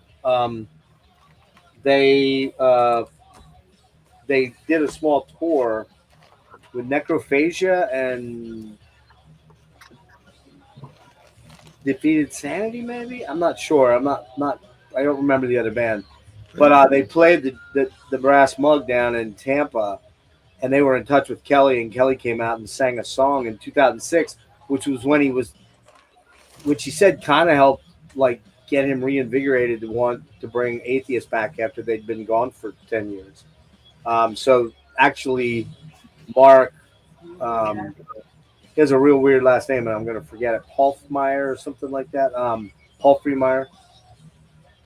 He was in touch with Kelly like via email, and he's like, "Hey, we're coming through, man. I'd love it if you get up and we'll do Piece of Time." So they did that song, and yeah. So Necrophagus. Did I say Necrophagus feels closer to what they would do. When I say Necrophagia. Yeah. That's Necrophagus. I'd still go. Yeah, I mean that was super cool of them to do. Yeah, that's fucking awesome. I wasn't even aware they were around because, God, well, like So Natural Causes was the last full length, and then Circle's End, so it came out in 2020. Natural Causes was 2011. Yeah, it was a long time in between albums. But he's actually said they're kind of reinvigorated and they've been writing a lot, and they want to they really want to get over here to play. Yeah, I can't get into Defeated Sanity too much. Honestly, that one I like. Probably, honestly, that might be my new favorite. It's been a close run between that one and Passages into Deformity, I think. I But didn't there's watch. something about that one that it's really catchy in a way. I mean, it's a blitz of fucking insane technical riffs and just stupid heavy fucking breakdowns, and of course, Lily Gruber. That dude is just an absolutely insane drummer. But I don't know. There's something about it that I found pretty catchy. Didn't quite make my list. It probably would have been like an honorable mention if I did those. But I was really impressed with it. What was your take on Mitochondrion? Because I don't watch every review you do. I couldn't. Why not, Jeff? Well, no offense. I can only take you in small doses. That's fair. That's honestly fair. So can Noonan. I dug it. It is one of the most oppressive, heavy listens. Dense as fuck, man. Dude, it's so ugly and it's so distant and it's 85 minutes of it. Yeah, it's too long. Well, I mean, at least on the CD version, it's broken up into 2 discs. Oh, is it? Okay. But it is like both discs are just a continuous battery. Like, I don't know, if you had like Immolation and they were like rabid and locked in a cage and you just told them you have to write music, this might be kind of what you would get. And I mean, I have the one before it, not their first one, but their second one. And I went, during the review, like I listened to the new one the first time. In between that, I went back and listened to some of the second ones. Like, no, this new one's even darker. It's even heavier. Dude, it's kind of like that new Black Curse, man. That thing is so feral. It's just feral, man. It's just like it literally wants to kill you to listen to it. Yeah, and I thought I dig it. I think I like it more than the first one. No, I like the first one more. I like the longer, more the tracks that are expansive, and when they reach the more crawling parts, which aren't often, but when they get into that crawling sort of like plodding thing before they then come back at you and literally try to fucking cut your head off with a fucking hacksaw, that's what kind of lures me in a little bit. But I love that guy. Eli had a busy year, man. Between putting that out, that Spectral Voice, obviously then you got Blood Incantation guys. I don't even know if I mentioned this. Did I mention? I don't think I mentioned this. At fucking Decibel Fest, he played drums for Undergang. Really? Yeah. Unbelievably so, too. Well, I don't know if it was something they had in the works for a while, but I was like, fuck, dude, you just crushed that shit, man. I talked to him a couple different times there. He's a really nice guy, man. Really, really cool. We're hoping to know Disillusion. Disillusion put out a new one? Don't know that. They re-released. Oh, because that last one they put out was fantastic. Like, if I had listened to that album when I did my list, it would have been on it 100%. Which one? Who again? Disillusion. What was the last one they did? Who are they? I never heard them. German progressive metal band. Kind of Opeth-ish. Oh. I don't know. They're different. AM. AYAM. Is it like Ancients? Kind of going in that. It's got like mellow death worked in there. Like there's some hypocrisy elements, but you get like the fluttering acoustic passages that you would expect from Opeth, and the vocal delivery is really interesting. This guy's got this like, kind of like baritone delivery, but he does a lot of spoken word growls. It's just, I don't know. It's a really fucking good album. You know what sold me on the Veil Burner? the fucking vocalist is absolutely unhinged, Dude. and I think I would like that, but somehow it's part of the appeal of the music. Honestly, when I first heard them, which was Lurkers in the Captors, Lurkers in the Capsule of Skull, which was 2 albums ago. Right. The thing that I latched onto were the crazy vocals and the dissonance and the crazy chaotic writing. But the first thing I thought was like, dude, this is a Jeff band. Well, first I thought it was like, no, this is a fucking Noonan band because dissonance chug. Yep. But also because I know you fucking dig the fuck out of like, you know, Blue Dust Nord and all that crazy shit. Yeah, it really reminded me of a bastard child of Blue Dust Nord. Hang on, let me see how I. So the weird part about all this is, you know, Nick puts me onto it, and I go check it out finally. Which you know, I say I'm going to check things out, and then I forget to, and I don't. But this time I did. Huh? I have that problem. Yeah, it's just one of those fucking things. Jeff doesn't like saying I'm right, though. I think that's the well, you do have a big point there, actually. You can go ahead and say it now. We're live. It's all right. Well, so this is what I said. So I reached out to him because I'll make the tie-in a minute here. I said, no joke. This album reminds me of some kind of a sick demon child derived from a nightmarish, twisted product of seething, sickly intercourse between Dodheimsgard, Deathspell, Omega, Essicatrilium, and Blue Dust Nord. Yeah. So he loved that, obviously. And then what's really fucking weird is, you know, Nick had told me these guys are from PA, but I couldn't find where. So I went to their Facebook. That's where I found the contact address. And I'm looking at the pictures. I'm like, motherfucker. I think they're literally 3 miles from my house at a place called Sam Lewis State Park up in Wrightsville. I'm like, I know those fucking rocks. Not because of graffiti, just because the way the rocks are. I've seen them hundreds of times when I used to take my kids up there and we'd hike around there in the smaller ones. So I hit him up and I'm like, dude, I'm probably wrong about this, but I could swear you were at X, Y, and Z when you took those pictures. First thing he comes back with is, hey, Jeff, you sure as fuck know your rocks. That's exactly where we took those pictures. Didn't have Put that on a shirt. That is the next fucking shirt for gas bags and grenades right you there. know your rocks. Anyway, so the long and short of it is that they're gonna be coming on. Chris and Dave are gonna be coming on, and you're both welcome to join on that. By the way. Oh, cool. We'll have to. I'd like to pop in and say hi because I've been talking for years. Well, Dave has said he's reached out to you and talked with you too.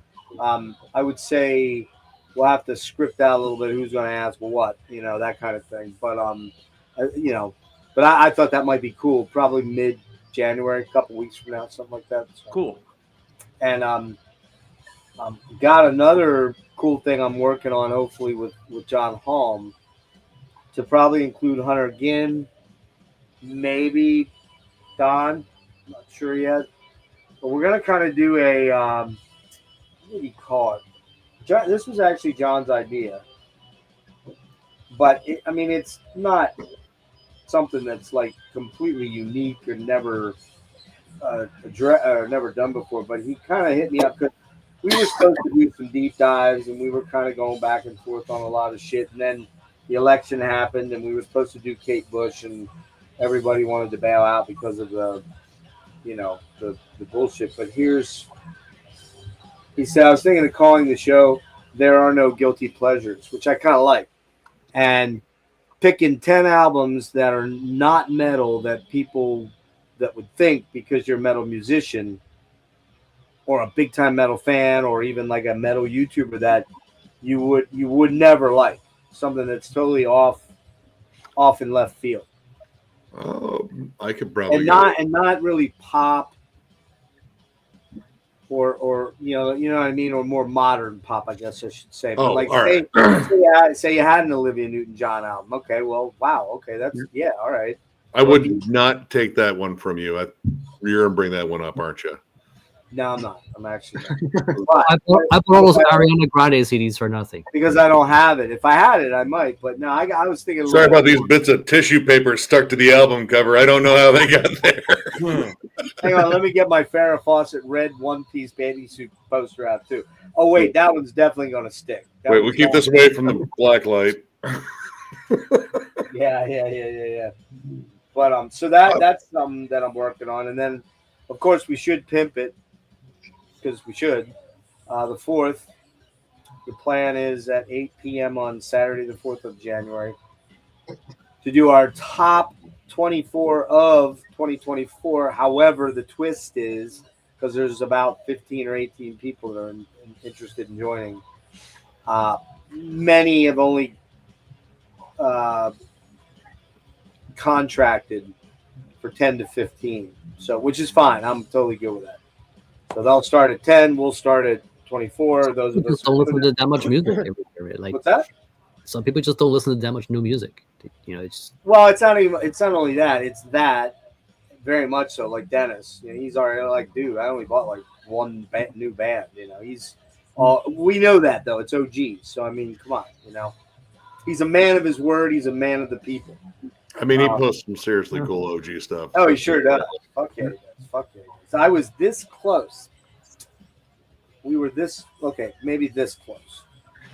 Okay, no, it was probably more like this close, about the size of Frederick's. What about this close? Well, don't tell on Nick, John.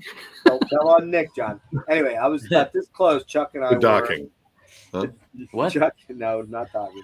Chuck and I were this close to going out to Reno back on the 12th while I was in San Francisco to go to we're going to grab a place at the casino and go to see Wasp and Armored Saint. But I think I mentioned this, the Donner Pass snowstorm thing started to look pretty ominous, and as it turns out, it would have been real bad. So Well, it's the Donner Pass. At least you wouldn't have to bring snacks. that's true. You know. Okay, so the 4th, we're gonna do this thing, and like I said, I think right now, I mean, Frederick, you're welcome to join, but it's gonna be. Well, no, you would be up. It's daytime for you.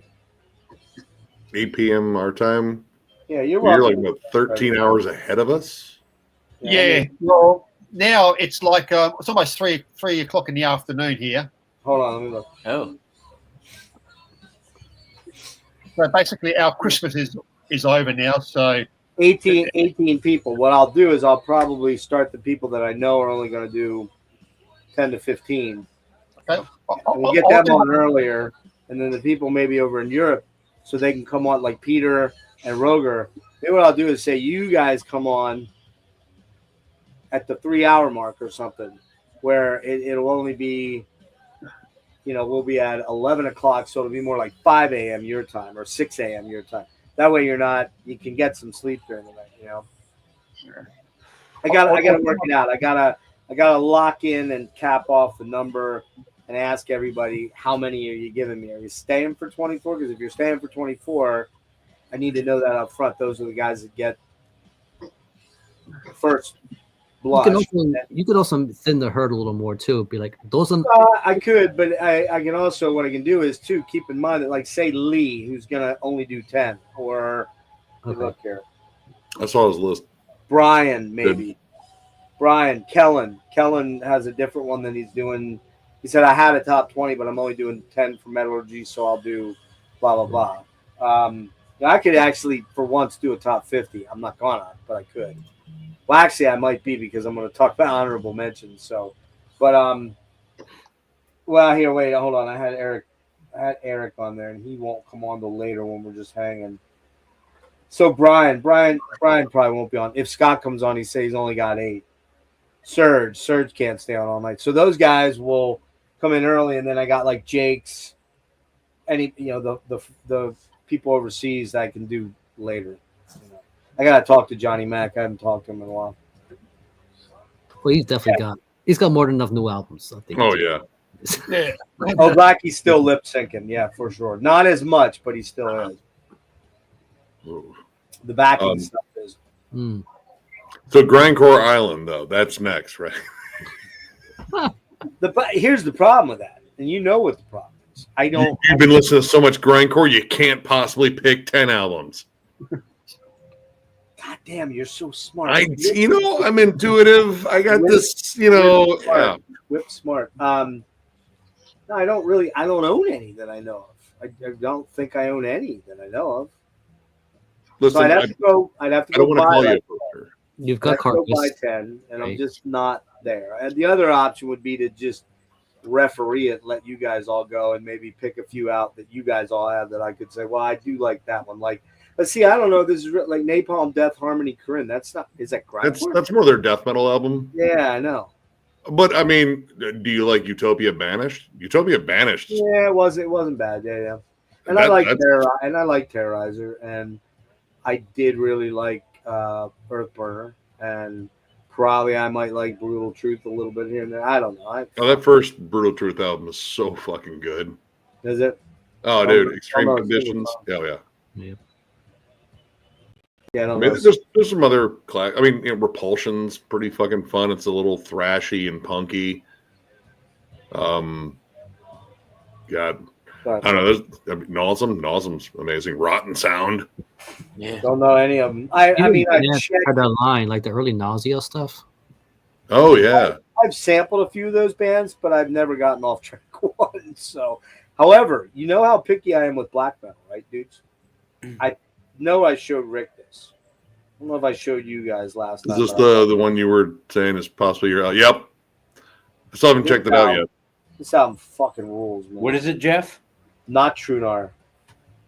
It's That's this is That's the Harima, right? Harima, or yeah, it's probably Harima.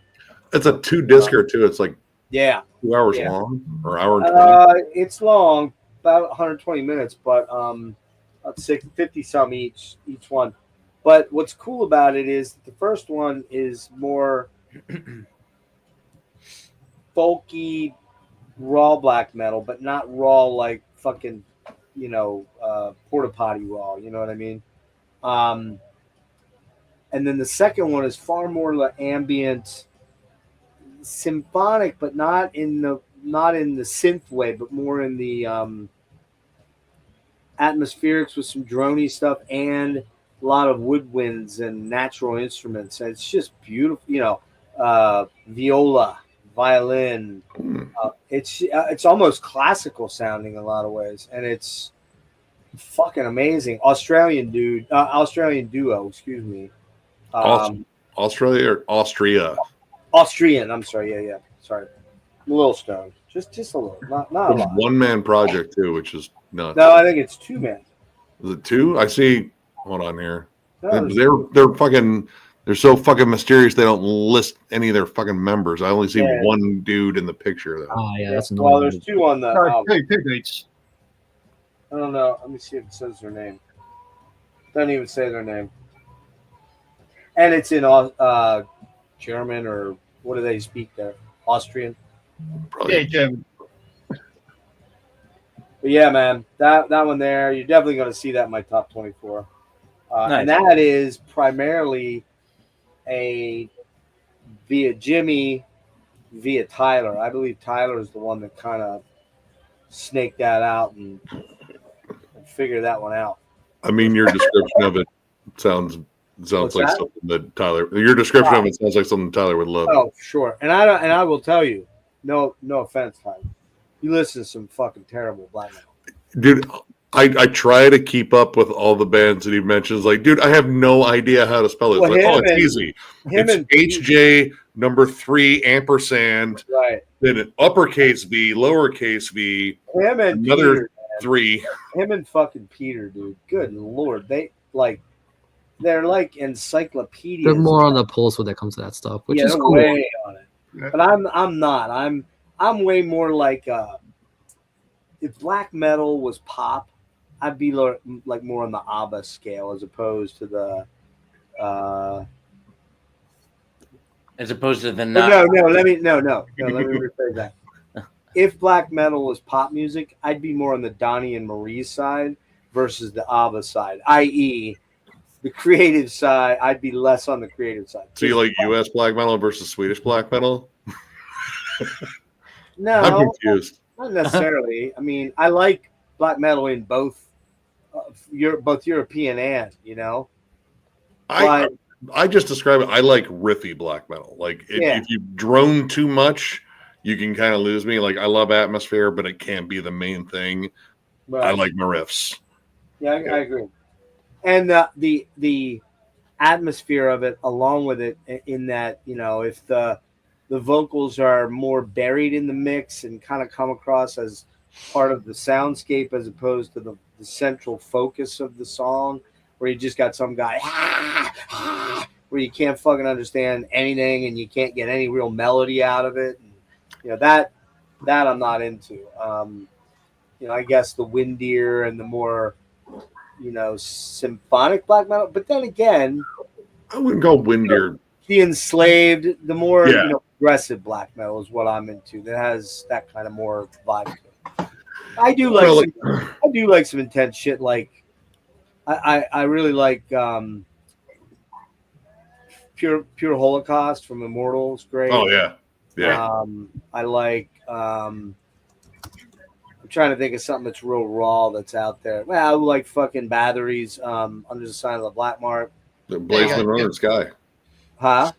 Or Blaze, yeah. That's raw black metal. What is it?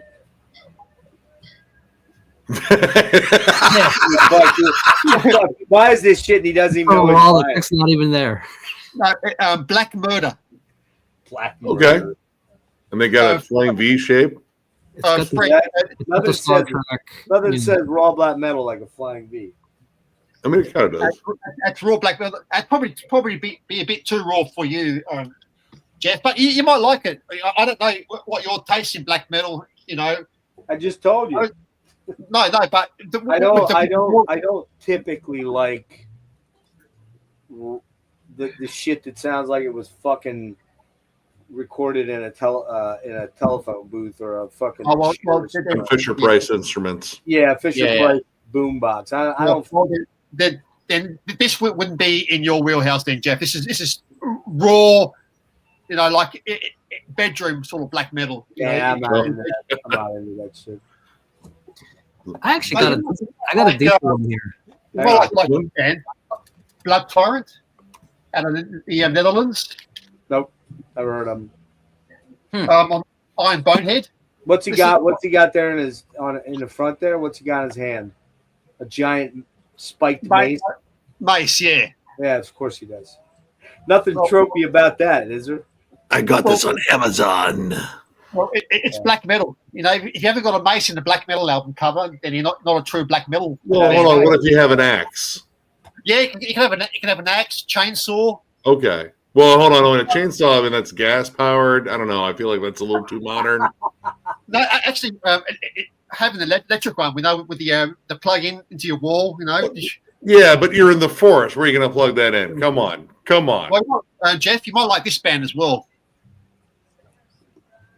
Thimble Winter. I've actually heard of them. Yeah.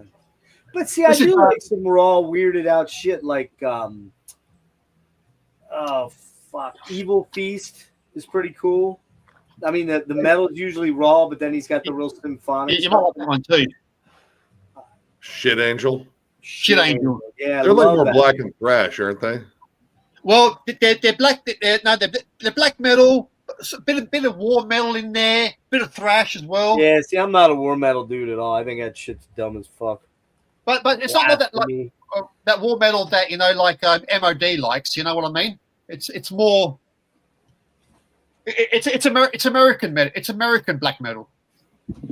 Hey man, anything MOD likes can suck my fucking left nut.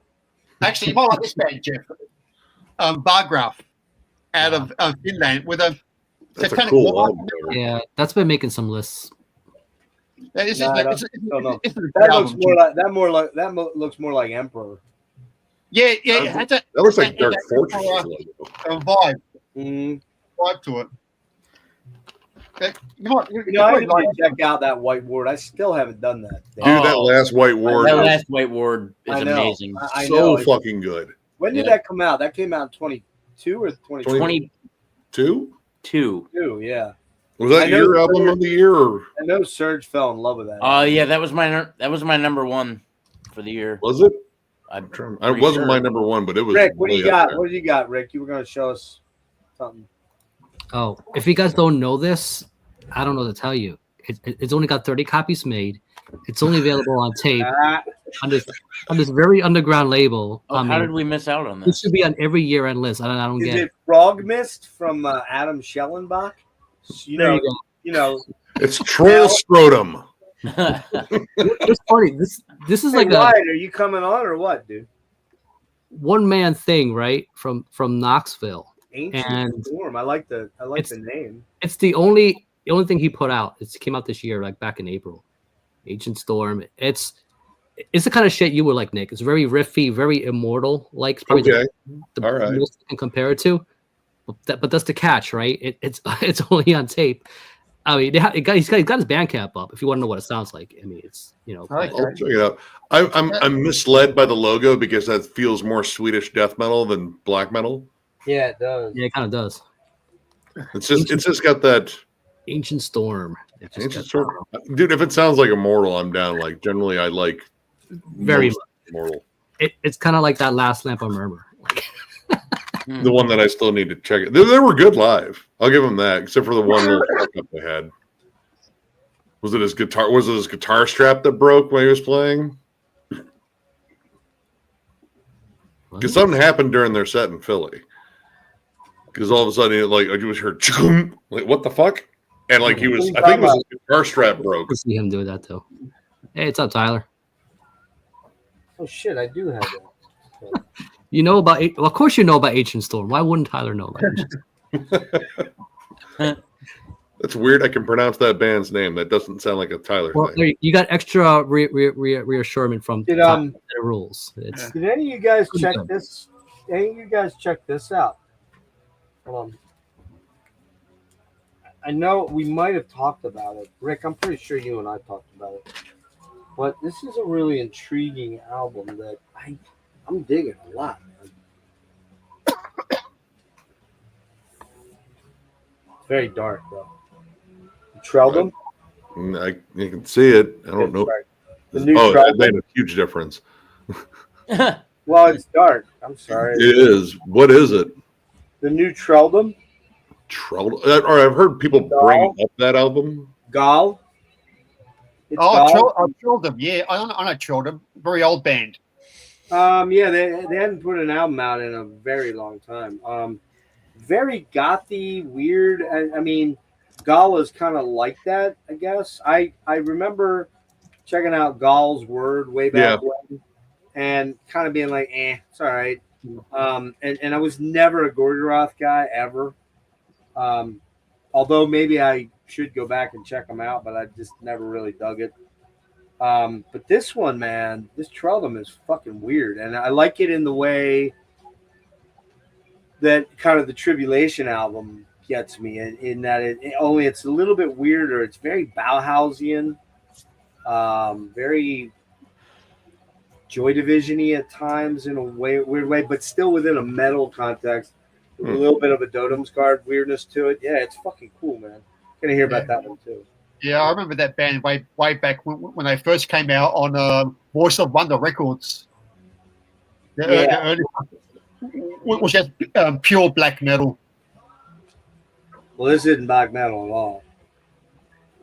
It's very weird stuff. Very weird in a good way. So. Well, that's like Dotom's Guard. They went weird after 666. Yeah, I really like Dotom's Guard a lot, but the last one was pretty fucking. The last one was brilliant album. That was close to making my year-end list. I think it was my number 15. But had I had more time with it, because it came out in late in November. What's interesting is he put out a new project with Apollyon. I think it's Apollyon. I think that's the guy, right? Yeah. Isn't it the R Noir dude? Or am I Yeah. wrong? I'm pretty sure that's right. Yeah. Yeah, he is the R Noir dude, though. Yeah, I know. Yeah. He put out another album called Dodes McGurd. Yeah. And I picked it up on vinyl, and did you know what? I still haven't listened to it. It came out in late September. That's when around the time I got sick with COVID, and I gotta buy other shit. Come on, man. Well, I mean, yeah. No, I'm saying. Well, hey guys, I gotta get going. I have to work 8 hours tomorrow. All right, buddy. Yep. Good to see you, man. Yeah, thanks for having me on for a little bit. It was Merry cool to hang Christmas, out. dude. Yeah, What's dude. that? Hopefully you get that shit settled with your fucking idiot neighbors. Yeah, who knows? Merry Christmas, John. Take Yeah, a Merry big old Christmas. shit on their doorstep. Hi, dude. Thank you for having me. Appreciate Sure. it. Later, fellas. What's up? Out. There's another one I haven't gotten deep into as yet. He works for the Scrooges, man. They got him working. Yeah. Well, they promoted him to assistant manager, so now that he is good, at his, that's an awesome album. Didn't quite make my list, but I got to dig into it. I think it's an honorable mention for me at this point. I've only listened to it twice. I probably need a little more time with it. But yeah, when they find out something when you're good and you're reliable, they make you work more. Of course they do. Yep. And then no tax on overtime. No tax on tips. Right on, sure. We'll see. No, that ain't gonna happen. I don't think it's gonna happen either, man. Well, your groceries will be cheaper, eggs will be cheaper. No. You know what? It is gonna happen, but here's what's gonna happen. Here's how it's gonna happen. They're gonna cut you to 32 hours and hire more people, and then not give them fucking benefits. And that way, when you reach and they're gonna change the work week from a 40-hour work week to an encapsulated monthly amount, and once you exceed that or get up against that line, then they're going to cut you off. That's what's coming, man. This new world order by guys like fucking Elon Musk, who is now quickly rising to the top I keep getting these because I look up job videos and shit too, just kind of get an idea what it's like. And from what I've been hearing is these boomers don't want to hire this new kids, man, coming into workforce. They just don't give a shit.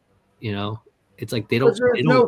Because there's a lot. There's the future is grim, man. Because Social Security is going to be gone probably by the time you two guys. They have no hope of ever buying a house. Right? That's the mindset. For one. And you know why that is? Because the 2% in the country is bought up corporately wise, oligarchically wise, has bought up 60% of the fucking available housing in this country, man. Yeah. This is all.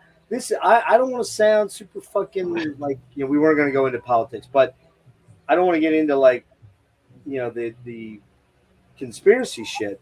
But I truly believe America now is on the course that Russia has been on the last 20 years, with oligarchs owning everything, and therefore you, and me especially, because I'm on the dole already. Frederick, I think you might be as well, but you're Aussie. But in this country, be glad you're not in this country as well. I was going to say. Well, I'm on the carers pension. I look after my mum, so yeah. Well, it's not even that. You're getting paid by the government in one way or another. So am I, because of my long-term disability. So the point I'm trying to make here is that what they're working towards, I firmly believe it, 1,000,000%, is they're looking to create a race of human robots. They're going to make anyone that can literally work themselves to death. That's coming. Is it going to happen, tomorrow or? We're there already, man. Yeah. Well, you're right. You're actually right. I feel like a drone. Every time I show up to that office, man, I feel like a drone. I just drove. I'm like, walls are great for a reason. They don't make nothing exciting. In there. Well, and the thing is, put it this way. Now, like I watch the news. Like now that robots are actually taking over. Absolutely. Factories, absolutely. That's Elon loves that shit. He can't wait till he can pretty much make human beings as obsolete as possible. If you want to know how better robots are, recall it again. Say again? Look at AI generation. That'll tell you how smart the robots are, because that represents the eye of the computer, right? Like they still fuck up. They still fuck up a lot. Like they do. It's not perfect, you know. It's like you still get missing fingers, and you know. Well, I was reading an article. You know, like in the gaming industry, a lot of people are boycotting voice actors who do gaming. You know, like RPGs or all those sorts of games. Yeah. They're afraid that AI is going to take over their job. So a lot of the voice actors it kind of is are boycotting making video games. You know. I mean, all I know is when the robots do take over and decide to slay most of humanity, I'm lining up with the robots. Yeah, I'm just gonna wear like tinfoil on me and like see if I can possibly fool them. But I'm gonna do my best not to sell out you guys. You guys are on the good list, but actually, most of us gotta go. Nick, actually, over the corner here, I've got a Dalek suit. So when the robots come, I'm going into my Dalek suit. all we need is one John Connor, like, and then humanity will be saved. Well, I'm not going to be it, okay? I'm going to be wearing an Ultron was right T-shirt. Well, listen, you guys, we suck. Well, put it this way, it is a scary time, because, like Rick, you're working, your job tomorrow may go because of AI. Part of the reason is we're looking to cut down like paid artists. Like that's part of the agenda too. It's like we spend so much on licensing so and so every year. It's like we can just get this procedurally generated thing and don't pay anybody. Who the fuck? No, it's a gray area. It's like you don't have to. Like part of my job is to add credits and stuff. So and so artists or whatever. But when you do these AI things, 0 credits required. Right. So you're not paying licensing fees. You're not paying. So it's not my call. That's the thing. It's like we're headed to a disastrous place. That's where we're headed. Well, sorry, Rick. Jeff. And the final caveat that is, I'm 100% fully convinced that mankind will off itself. Oh yeah, that's all. Much sooner than later. And by that, I just mean we're not a sustainable species any longer at this point. There's too many people on the planet. Just like civilizations. It's like, what do they say? Like every 500 years, a civilization, it doesn't matter how advanced they are. It's like every so. I think it's less than that. I think it's like every 250 or something like that. That means we're already past the expiration date on democracy and the great experiment. And it's clear what's going on politically now in this country. That's not what half the country wants, and it's like, or that is what half the country wants. How is that possible? Stupid. How is it that the fucking ruling class of 2% or 1% has convinced the working class, the middle class, to vote against everything that they know is in their interest? The middle class is shrank. It's shrank. It's not that. It's the people on the outskirts towards the poor. Those are the people that are being really convinced by the wealthy people. Like, yes, our lordship, we shall lick thine boots, and we will be better for it.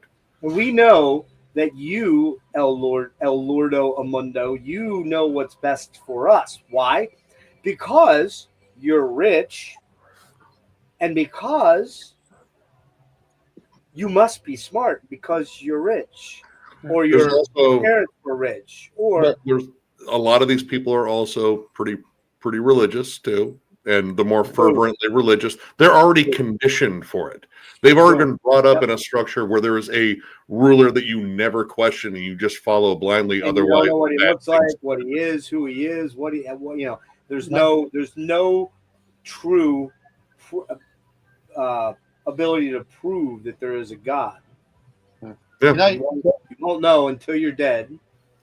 And it's just, there's 2 good documentaries that you guys need to watch, which is accurate to what's happening today.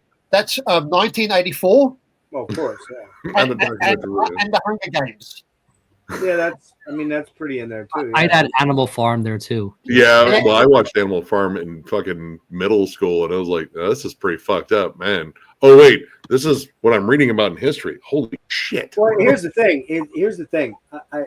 You know, these people that are living, as Eric said, there's no middle class; they're all lower class and low. To me, there's a lower class and an even lower class. Like the lowest class is the base people that are relying on a government to function or a benefactor to give them something. Or people with a van down by the river. Yeah, that's right. Yeah. Shut your yapper. Yeah, I mean, it's just it's the people at the low end of the spectrum, which I'm not fooling anybody. I'm right here, and I didn't used to be. I used to be way up at a very comfortable level of the middle class, but I'm here, man. Yeah. Well, I'm not poor. Have a look. See, have a look behind me. I'm not poor. You ain't gonna be doing that when your mom dies and you got to pay all the fucking rent, bro. Just saying, man. Unless she's leaving you a bunch of money. Oh yeah, she's leaving me a lot of money. Well, there you go. Then that's how much money she's leaving me. Okay, I was gonna say then you're a kept man, Frederick. Yeah, I we're in a place where the dumbed down masses what think that these fucking millionaires and billionaires and super rich, most of it or often much of it, inherited wealth from generational wealth, are somehow in their corner and want to make their lives easier and better. What they want to do is they want to fucking burn you out and churn you up and burn you up. Literally burn you up. And that's their only point. And this is the downfall of capitalism overall.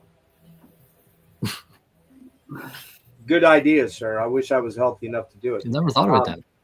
Because that is what's coming. I firmly believe it. And may not be in my life. It's not going to be in my lifetime. Probably not in any of your lifetimes, except potentially Wyatt's. I don't know, but it's coming. But I think that,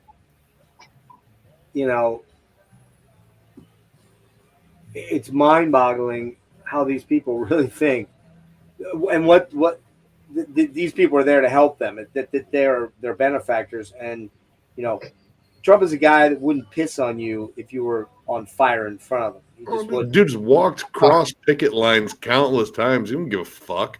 He doesn't give a flying fuck about but he does give a fuck about Greenland and the Panama Canal being absorbed by the United States, because we should own everything all over the world. And you can't even find fucking Greenland on a map. Exactly. Precisely. That kind of sounds like to me. It's one of these islands up here in the Canada. He'll just get a Sharpie out and make a big long arrow to somewhere. So anyway, what we need? He needs a dart. Throw a dart on the map, and you'll probably land on Greenland. Got it. Canada. That's the one we're taking, right? Yeah, it's just pathetic, and I do truly think that unless the wealthy are able to completely commandeer the military, which would mean that they have infiltrated the military, which the rich ain't ever doing that. They're never putting their paramilitary groups. I mean, who knows? Right. They might make it like a legal thing to have paramilitary, groups as security. Exactly. That's exactly what they do. The Blackwater. But hasn't Elon Musk got the army under his wing over in America? Well, we don't know yet. He's got them in. Well, he's got the government in his pocket because the satellite stuff and all that shit. Yeah. That Starlink thing might be his ticket to world domination soon. I mean, how could a pothead be that smart? A what? A pothead. Like Elon Musk. Elon? Yeah. I don't know. I heard he's a ketamine fiend. He's not all right. He's definitely on the spectrum hard. Oh fuck yeah, dude! Dude's hella awkward. No, he's smart, but all right, he's not as smart as he makes himself out to be. Like a lot of his ideas were taken. Yeah, he's the marketing guy. He came from a wealthy family that got rich off apartheid and blood diamond mines. I thought it was And- emerald. Yeah, whatever. I think it's diamonds, but maybe you're right. Maybe it's emerald. He was basically a venture capitalist, going into companies that had good ideas like PayPal and going, "Oh, I can get you $60 million," or "Oh, I can get the investment into this," and then he would hostilely take over. He didn't invent Tesla. Eberhard, I forget his name, Brian Eberhard, I think it is, or something like that. He's the brains behind that whole thing, and he was taken over, and he took him to court and won something, but he lost Tesla. But the good news is, I hear there's hundreds of thousands of Teslas just sitting that are not moving right now. Yeah, Well, they're being recalled. I heard too, yeah.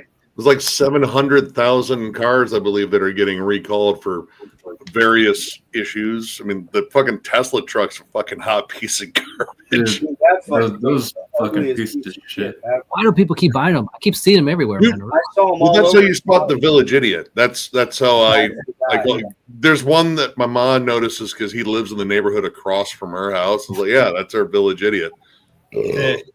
You know, here in Australia, you know, people have been ordering, you know, the Tesla cars and you know and all that, and they're still waiting for those cars to arrive in Australia.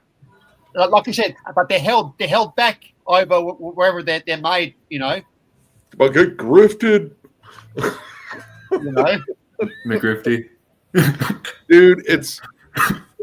It's so dumb, and dude, this is the age of the grift. Like, especially for a certain subset of Americans, like you could pull the wool over their eye. Especially with Finn. Yeah, Finn's. Well, dude, his wife is the one that's like probably the bigger grifter, from what I gather. But yeah, dude, like, dude, just think about like how much hot garbage is fucking sold out there. Like, dude, the fucking Hawk Tua fucking chick grifting all her fucking fans on the fucking meme coin. And I didn't know anything about it. She probably didn't know anything about it, but somebody got her. Somebody used her. It was Howie Mandel's stepson, I think. Really? I want to say it. I think he is. But yeah. Allegedly. We don't want any lawsuits here, Nick. Allegedly. Dude, I'm a big fan of that dude CoffeeZilla because he legit is who he says he is. He goes after fucking crypto scammers and fucking puts them on the spot. And he went after him the day that shit went live and just instantly fucking tanked. It's like, dude, this is 100% a fucking pump and dump. You fucking grifted all of your fucking fans. Like, there are people losing tens of thousands of dollars. Now, granted, maybe you shouldn't have fucking bought in on a coin by a fucking chick that was made famous because she spits on dicks. Yeah, right. But at the same time, like, that's Spit on that thing to do.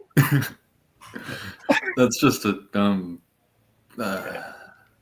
Again, this is the new America. I kind of like this intelligence test. You know, it's like it's just you get to really see it. Like, oh, How many of y'all bought the dick spitter coin? No one? Okay, you're the smart that. ones. Here's the problem with that. As a result of that intellect test, you must pay a price if you can't reach the modicum level of intellect. Ever see the Holy Grail? Yeah, Own it. And the Holy Hand Grenade? Of Antioch. That's my solution right there. I mean, I'm not going to argue with you, Eric. You're right. it's been around a long time. Well, It's the old one. It's the original. if teeth are involved, and then I mean, well, unless it was some fucked up order, blood came first. But whatever. History's weird. History's dark. It's viscous, but I'm not sure it's lubricant wise. I've never tried. It's wet, right? Yeah, it is. I mean, let's just say it's the same as lotion. There you go. Predates KY, of course. Yes. Yep. Yeah. So the bottom line is, it's just baffling. I think we're a country full of people, Nimrods. that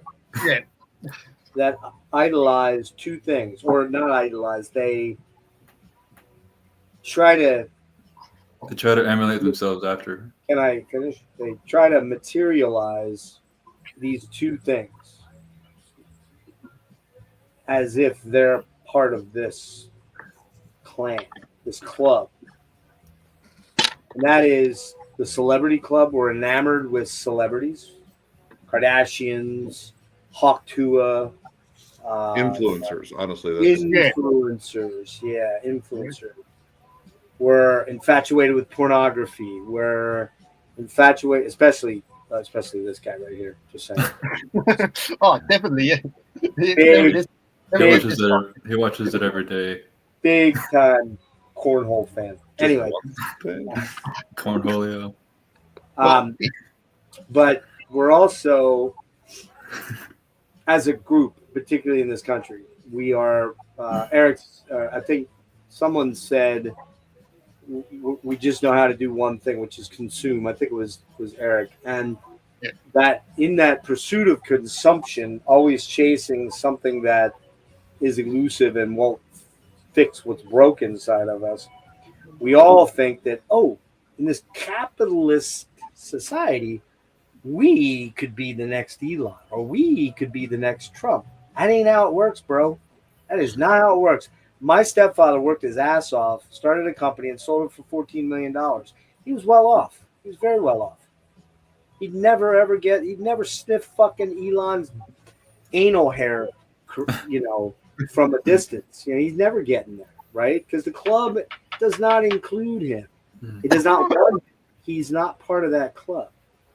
And you ain't either. And I mean, it goes back to what George Carlin said in like the percenters, the 1%ers, right? And then you got the I don't know where the 2 or 3%ers fall, but then there's everybody else. There's everybody else, and we're all, like Eric said, I still believe there is a middle class, but I think it's shrinking. And if you haven't seen it, did we play that last Saturday? I think we might have, but Rick, I think we did play this late. I think you were gone, Nick, by the time the MAGA boys showed up, and I went rage on them, full rage. It was pretty bad. Yeah, I was part of that. Well, no, I said Nick. You weren't. I knew you were there, Wyatt, but yeah, I don't think Nick was there. But anyway, shit, where was I going with that? MAGA boys showed up. No, before that. Oh, Rick, we should the George Carlin class thing. Did we watch that? I know what video you're talking about. Did we show that on the stream though? We showed some. Well, you try to remember that. I'm gonna get another drink and go grab a smoke. Well, you should watch this real quick though. I know like all of George Carlin shit. Dude, I grew up on him. So you know he raised me. class thing? I'm trying to remember. Class system? It's 1 minute. Here, watch. Okay. Let me see if I can put it up here for Rick. Just pay in the bottle, Rick. And then drink it. All right. Ready?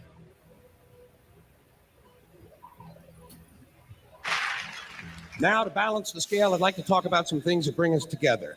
Things that point out our similarities instead of our differences. Because that's all you ever hear about in this country is our differences. That's all the media and the politicians are ever talking about, the things that separate us, things that make us different from one another.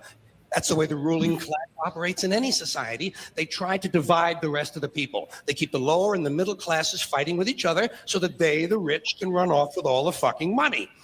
Fairly simple thing, happens to work. You know, anything different, that's what they're going to talk about. Race, religion, ethnic and national background, jobs, income, education, social status, sexuality, anything they can do, keep us fighting with each other so that they can keep going to the bank.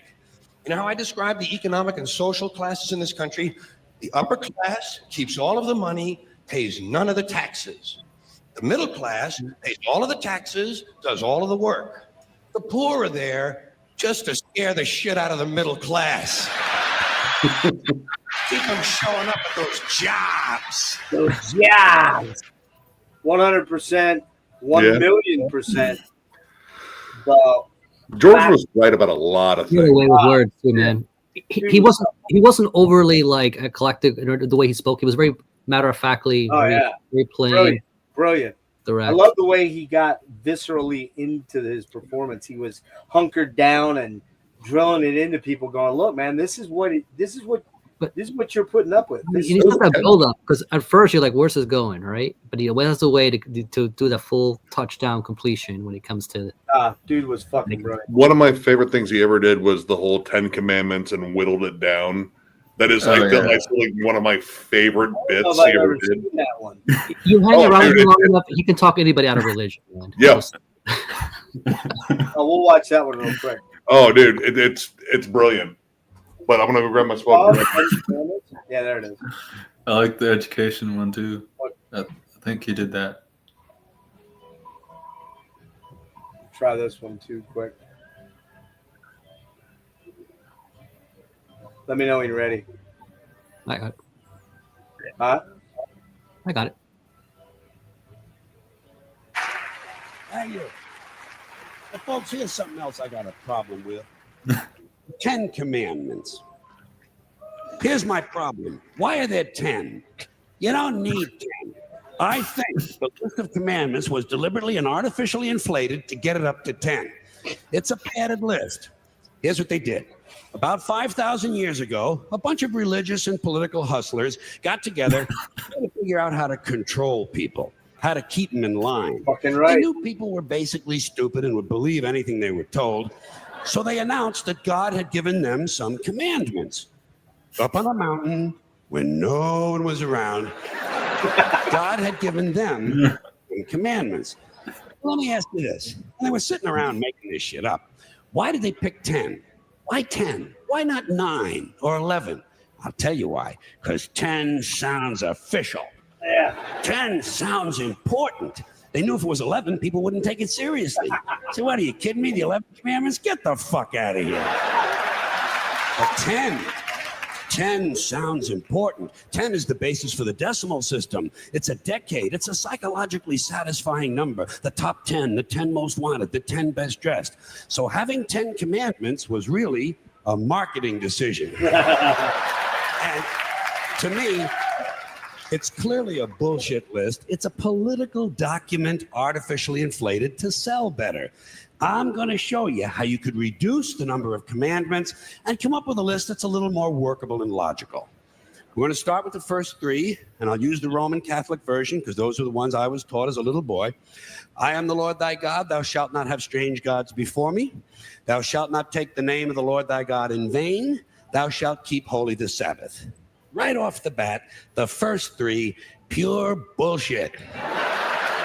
Sabbath day, Lord's name, strange gods, spooky language. Spooky language designed to scare and control primitive people. In no way does superstitious nonsense like this apply to the lives of intelligent, civilized humans in the 21st century. You throw out the first 3 commandments, you're down to 7. Next, honor thy father and mother. Obedience, respect for authority. Just another name for controlling people. The truth is, obedience and respect should not be automatic. They should be earned. They should be based on the parent's performance. Performance. Yeah. Right? Some parents deserve respect. Most of them don't. Period. You're down to 6. Now, in the interest of logic, something religion is very uncomfortable with, Yeah. we're going to jump around the list a little bit. Thou shalt not steal. Thou shalt not bear false witness. Stealing and lying. Well, actually, these two both prohibit the same kind of behavior. Dishonesty, stealing, and lying. So you don't need 2 of them. Instead, you combine them and you call it thou shalt not be dishonest. And suddenly, you're down to 5. And as long as we're combining, I have 2 others that belong together. Thou shalt not commit adultery. Thou shalt not covet thy neighbor's wife. Once again, these 2 prohibit the same kind of behavior. In this case, marital infidelity. The difference is coveting takes place in the mind. And I don't think you should outlaw fantasizing about someone else's wife. Otherwise, what's a guy going to think about when he's waxing his carrot? But marital fidelity is a good idea, so we're going to keep the idea and call this one, thou shalt not be unfaithful. And suddenly, we're down to 4. But when you think about it, honesty and fidelity are really part of the same overall value. So in truth, you could combine the 2 honesty commandments with the 2 fidelity commandments and give them simpler language, positive language instead of negative, and call the whole thing, thou shalt always be honest and faithful. And we're down to 3. Thou shalt, they're going away fast. Thou shalt not covet thy neighbor's goods. This one is just plain fucking stupid. Coveting your neighbor's goods is what keeps the economy going. Yeah. All right? Your neighbor gets a vibrator that plays "Oh Come All Ye Faithful." You want to get one too. Coveting creates jobs. Leave it alone. You throw out coveting and you're down to 2 now. The big honesty and fidelity commandment, and the one we haven't talked about yet, thou shalt not kill. Murder. The 5th commandment. But when you think about it, religion has never really had a big problem with murder. That's Not right. really. More people have been killed in the name of God than for any other reason. Yeah, man. All you have to do, Fuck yeah. I say that all the time. And I didn't cherry pick it from this. all you have to do is look at Northern Ireland, the Middle East, Kashmir, the Inquisition, the Crusades, and the World Trade Center to see how seriously the religious folks take thou shalt not kill. The more devout they are, the more they see murder as being negotiable. Ooh, that's It's negotiable. You know? Fucking It awesome. depends. It depends. It depends on who's doing the killing and who's getting killed. So, with all of this in mind, I leave you with my revised list of the 2 commandments. Thou shalt always be honest and faithful to the provider of thy nookie. And thou shalt try real hard not to kill anyone, unless, of course, they pray to a different invisible man from the one you pray to. 2 is all you need. Moses could have carried him down the hill in his fucking pocket. And if they had a list like that, I wouldn't mind those folks in Alabama putting it up on the courthouse wall. As long as they included one additional commandment, thou shalt keep thy religion to thyself. Fucking right, Amen. dude. He is fucking brilliant. The Honorable Prophet George. That's A cool. lot of people ask us, what's Like I the said, one of difference my between water favorite and bits mushroom ever. coffee? First, we are mushroom coffee. Mushroom Watch this coffee one is real sort of what it fast. sounds like: acidic, processed, powdered coffee. Hard mushroom coffee. Something else I don't understand, motivation Coffee, yeah. tapes, motivation books. What happened here? Suddenly everybody needs to be motivated? It's a fairly simple thing. Either you want to do something or you don't. What's the big mystery? Besides, if you're motivated enough to go to the store to buy a motivation book, aren't you motivated enough to do that? So you don't need the book. Put it back. Tell the clerk, fuck you, I'm motivated. I'm going home. I'm going home. Oh, God, I wish I had seen him live, man. I don't know why I didn't. And can anyone explain to me the need for 1 hour photo finishing? You just saw the fucking thing.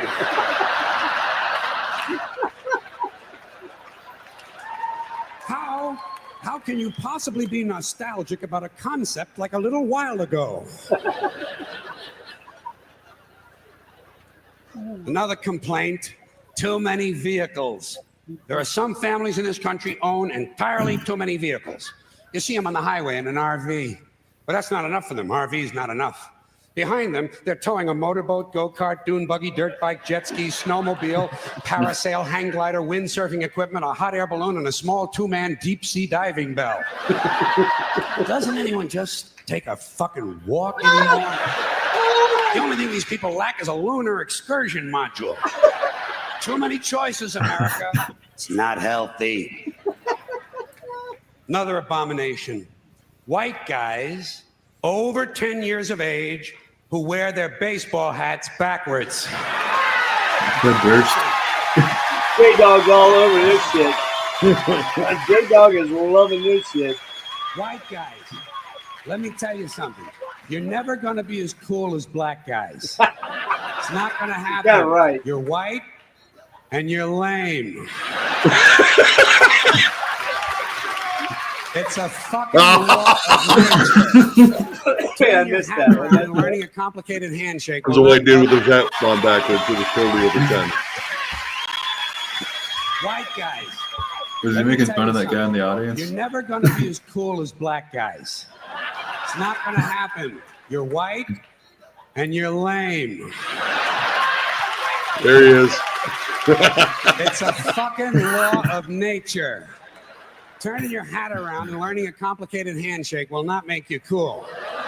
And you black guys, since you started the whole thing, I'm going to let you stay with the hats a little bit longer, but I think really, once you qualify for Social Security, it's time to spin that motherfucker around to the front again.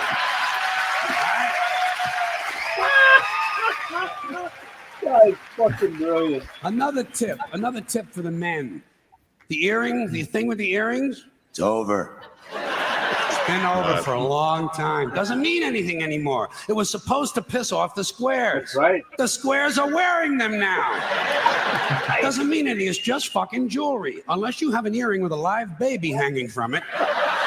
It's just jewelry. And I want you to know I'm in favor of self-mutilation and personal disfigurement.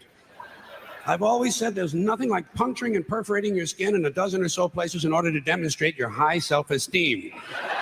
When I see a young man decorating his scalp with a soldering iron, I say, there's a happy guy. He thinks highly of himself. And haven't we gone a little overboard with these colored ribbons for different causes? Every cause has its own colored ribbon now. Red for AIDS, blue for child abuse, pink for breast cancer, green for the rainforest, purple for urban violence. I got a brown one. You know what it means? Eat shit, motherfucker! Eat shit, motherfucker!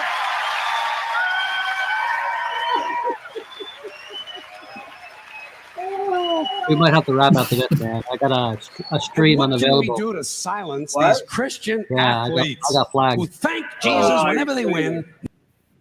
They usually bring you back on. Yeah, it's a stream unavailable. Well, wait for a minute. Usually it pops back on. I've gotten that too. So what they did was, but I don't understand how that guy had it on. It wasn't George Carlin's site. Yeah, see him getting this. Yeah, it's still giving the stream unavailable. I can see. Oh wait, are we live? Oh, we're still live. So we're still live. We're still But live they here. cut that off. Okay. So They- either the guy had a governor on it or YouTube itself snagged I it. wonder at what point it detected it. Wasn't I the don't know. first? That's weird because that's weird. I don't. Only times I've ever been kicked off, I had the Gordon Lightfoot one, and it was for a song that was like not one of his hits, which was weird. And then the one time Brian and I were doing that dad episode for Dokken, and I threw on "Burning Like a Flame," the video, because it's so cheesy, 80s cheesy, and it nuked the whole stream. It shut us down. But then we came back up live. So I don't know. It's weird. Is that the one where they're in the firefighter? Like, Yeah, it's so yeah, silly, man. So Fucking- silly. cheesy video. But yeah, I don't. So we are still live out to the. It says, yeah, it still says stream unavailable, but it's been that way for about a few minutes. It might come back on. Who knows? No. I think Oh, we're not live then, Nick. Here, actually, I'm gonna open it up and just mute it. See if we come back on. Yeah, I'm trying to refresh here just to wait, see if it comes on, but nothing yet. Well, I'm wondering if we're live on YouTube. Are you saying we're not? I'm looking at the YouTube right now. I open it up and it says stream unavailable, stream suspended for policy. Nobody can see anything, but it's still like a live stream mode. Yeah, we're Yeah. live back in the back. But you're saying on YouTube nobody can see us right now? Yeah. Like if they decide to take this down, in any moment we'll be back to normal like this. Like, so Yeah. we don't really do anything. Yeah, no, I know. And that's happened to me before. So I'm very shocked that it came about as a result of that. Don't you remember when we used to watch Marty and the Friday Night Crew? They were doing a Vin Diesel thing one night and it nuked the stream, but then it came back like 10 minutes later or something like that. Vin Diesel. Well, yeah, I guess, yeah. I don't know. That's just weird, man. I mean, I think we're back online now. okay. Okay. Yeah, it says Yep. live. Yeah. I'm on it, yeah. Fun. We're on. Okay, so we're back live. Okay, we got nuked by George fucking Carlin, the guy who's anti-censorship nuked us. Nah, I'm just kidding. It wasn't his. It wasn't Yeah, his. Vengeful Wraith. But see, George that's Carlin. the thing. It's not. It wasn't his official YouTube channel. It was some other dude. So how? I mean, it's one of those guys that's probably still so popular that like they probably take he it. only had 46,000 subs. It wasn't huge. It's just I mean, just why is he able to stream it, but we're not able to Well, stream it on a stream? I guess. I'm monetized in any way either. So they don't give a crap about Yeah, me. exactly. So nobody's getting any money. I doubt that's getting any money anyway. That's 24 years old or more now. You know, I mean, that was 1980. It's just His odd. information is still relevant today. That's the scary thing. Well, no, yeah. Everything that man said, every fucking thing that man said in both those clips that we were on is frighteningly on point. He was on point with a lot of his observational humor. Like he's kind of one of the goats of it. Like he analyzed society. I would say he is the GOAT. I mean, I go all the way back to 1974 when my neighbors who were older boys than I was, I think they ranged in age from like 18 to my age, which was like 8 or 9, I guess. They would let me watch them play pool, and they would play, all the popular albums of that day, of which one that I remember very specifically was George Carlin. Let me look at and see if I can see which one it was. Because it might have been 75 now that I think of it, but let me see if I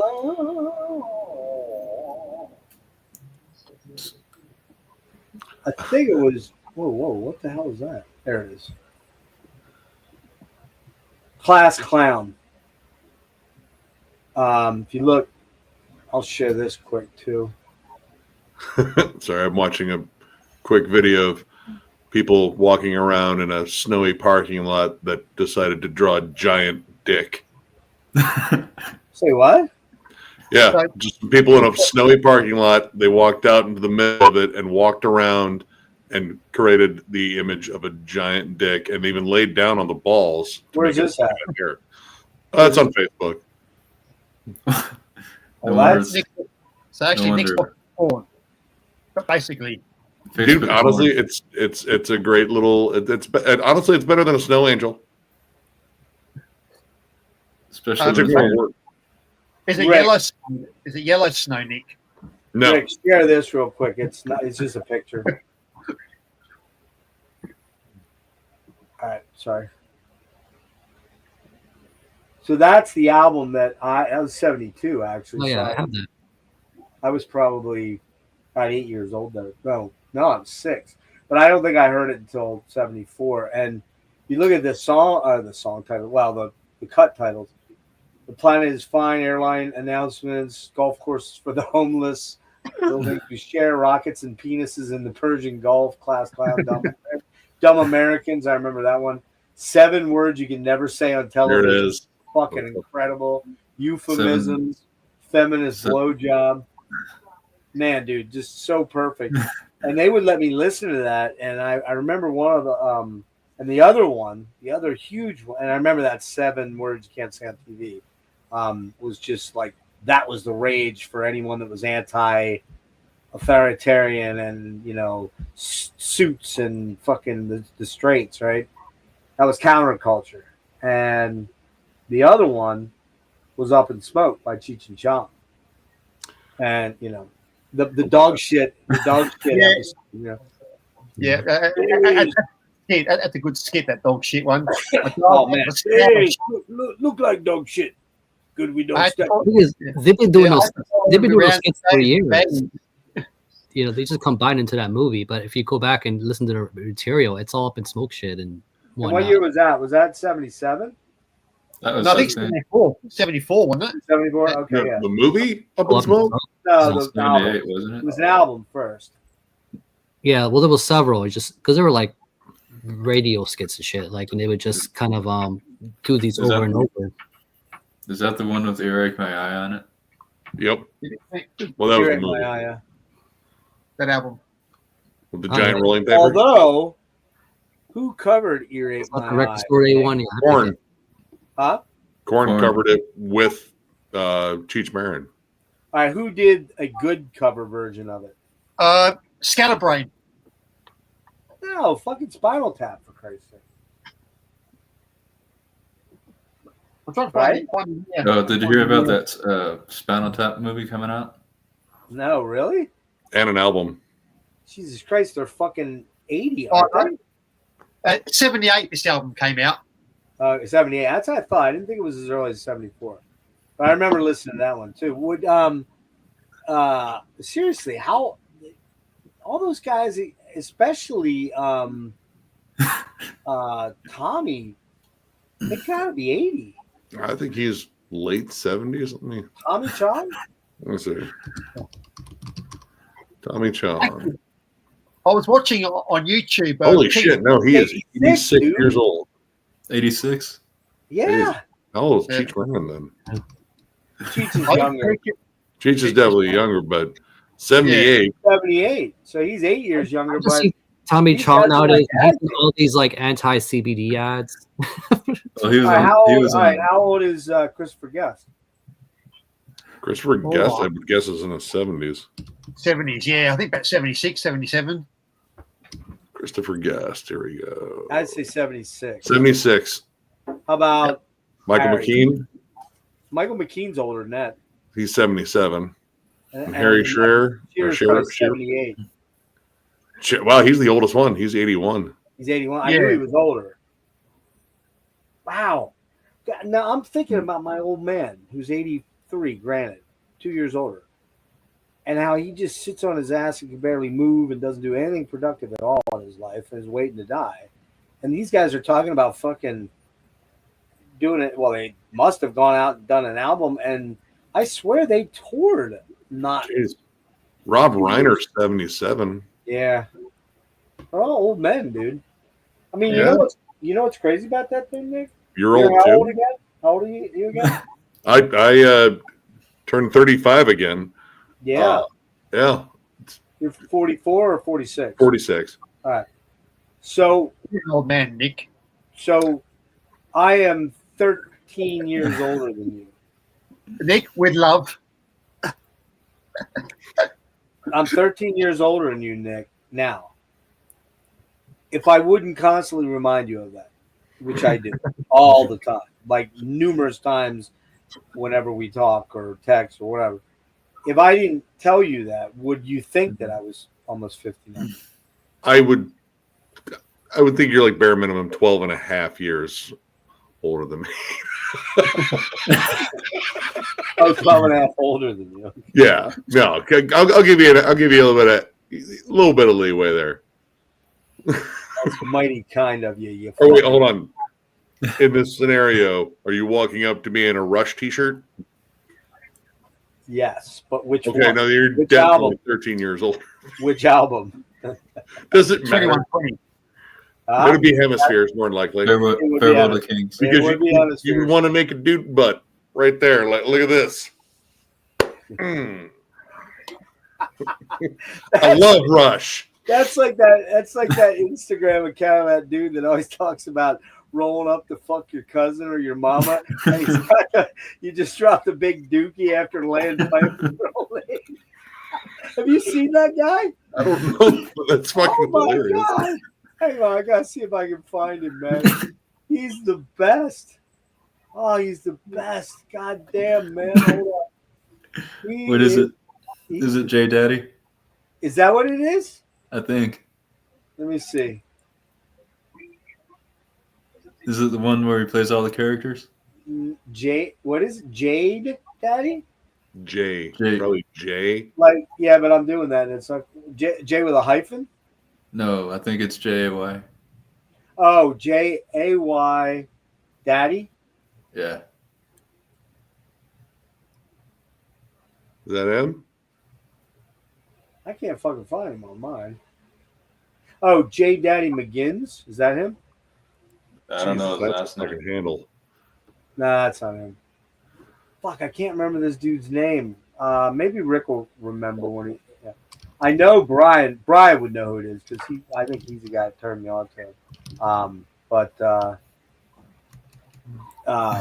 He's fucking. I kid you not. Every one of them he's rolling up in a 65 Chevelle or a fucking El Camino or a fucking F350, and he gets out. He's got the hat on. He's got a nice big ass gut.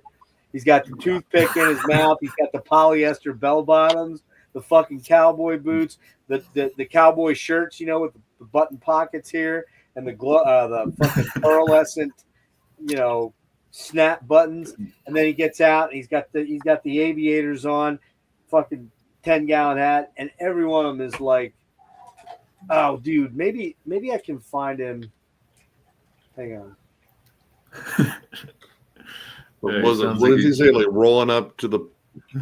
Does he have a tagline? Yeah, hold on. Instagram profile of cowboy who bangs moms. See if that gives it to me. Nah, it didn't work. God damn it, man. Fuck. Yeah, no, because I tried to type in that and I got some different results. Yeah, I'm getting Jacqueline Brown. This poor woman. She came up as the cowboy that bangs. Oh, she's fucking hot as shit too. Damn. Hang on, guys. I'll be back in a few minutes. Audio only. No, actually, mute that shit. I don't want to start hearing. Anyway, that Instagram account. When I find it, I'm going to send it to you, Nick. Fucking howl at it. Rick, do you remember the Instagram account, dude? That always rolls up like in a 65 Chevy or a pickup truck. Got the cowboy hat on, the toothpick in his mouth, the shades, the kind of big gut, polyester fucking bell bottoms, and always the thing. It's to some thing like "Wild Thing, you make my heart sing," or something like "It's the time of the season." Just all these cool, groovy 60s and 70s like sex type songs. And he gets out and he's like, after you just got done pinching a log off after fucking Jason blah blah blah's old lady or something for the third time. You don't know who that is? No. Dude. I thought you were gonna lead it to something cool, like something from a ZZ Top video or something. But it's straight out of a ZZ Top X-rated sort of video. Let's be honest. ZZ Top probably fucked a lot of moms. Are you kidding me, especially Gibbons. You kidding me, man? He was chicken picking some vaginas. He's getting some ass. Getting some ace. Virginias. Let me see if I get lucky in this one. Unshaven Virginias. By the way, hang on. Let me show this here a moment. This, blow me up a sec, Rick, please.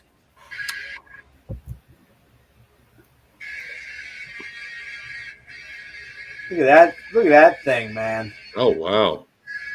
Autographed by the entire band. That's badass. That album cover's slick. And I don't know, I was really drunk at Jimmy's the night I bought that. And I went, fuck yeah, I'm all in on that for $44. Fuck yeah. I was waiting for you to say, like, Jimmy, all right, hear me out. We need to go buy an Econoline van. And then we're going to get this airbrushed on the side. And then we're going to get so much pussy. Dude, like all of it. Dude, I swear, man, between the van, the fucking mushrooms, the weed, and the Jack and Coke, plus our arsenal of weapons of murder, we're in for a hell of a trip, my friend. Dude, this is like Ocean's 11, except it won't suck. This is like Ocean's 2, man. By the way, while we're at it, let's buy all the chemicals necessary to make that Walter White shit. All right? But first things first, the van. The van. The van. All right? Because you know why, man? Because You'll be living in a van down by the river. So it might as well have like cool shit on it. So just go get the van. Just go get like the art. Then by then we'll have already committed felonies. So yeah. I wonder if most of the people that bought those Volkswagen buses back in the day, like that was the demographic they were hitting. You know, like Oh yeah, it just hippies. Yeah. And hippies. I mean, people. You know, you think about it now. The YouTube genre of glampers or whatever these people are, these vloggers, right? That go out in their vans and travel all over the country. And I like that they do because I get to see places that heretofore I only saw in magazines or books as still images, but now I get to get in a kayak with a dude who's got a GoPro on as he's fucking, kayaking under the Golden State Bridge. That's pretty fucking rad. Or when he goes out to Alcatraz, which I did not go to because we didn't have time and it was too expensive. Speaking of too expensive, a little detour for one moment. Did anybody go see Nosferatu today or have tickets for tomorrow? No, tomorrow I know. I actually got a chance to see. I've heard it's scary. But... I haven't checked the reviews on it, but I think Miller was going to go see it tomorrow. I was thinking about it, and I'm still thinking about it. But God damn, it's fucking painful. Has anybody here been to a movie recently in a theater? Like, like an IMAX? Huh? I saw Deadpool in theaters. That was a pretty long movie, but how long was that? I mean, it was close to 2 hours. No, how long ago? Oh, that was back in October.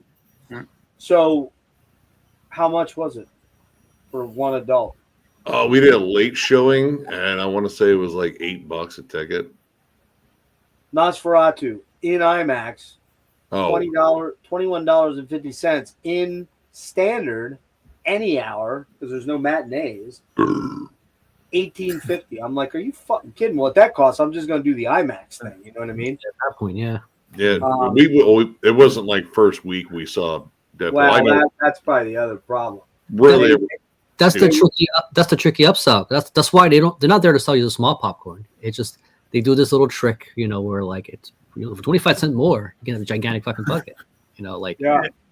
That's what they do with these tickets. For 25 cents more, you can get a bigger thing of Coke. So you really, really have to have like an emergency piss by the end of the movie if you make it that far. Just for a diaper.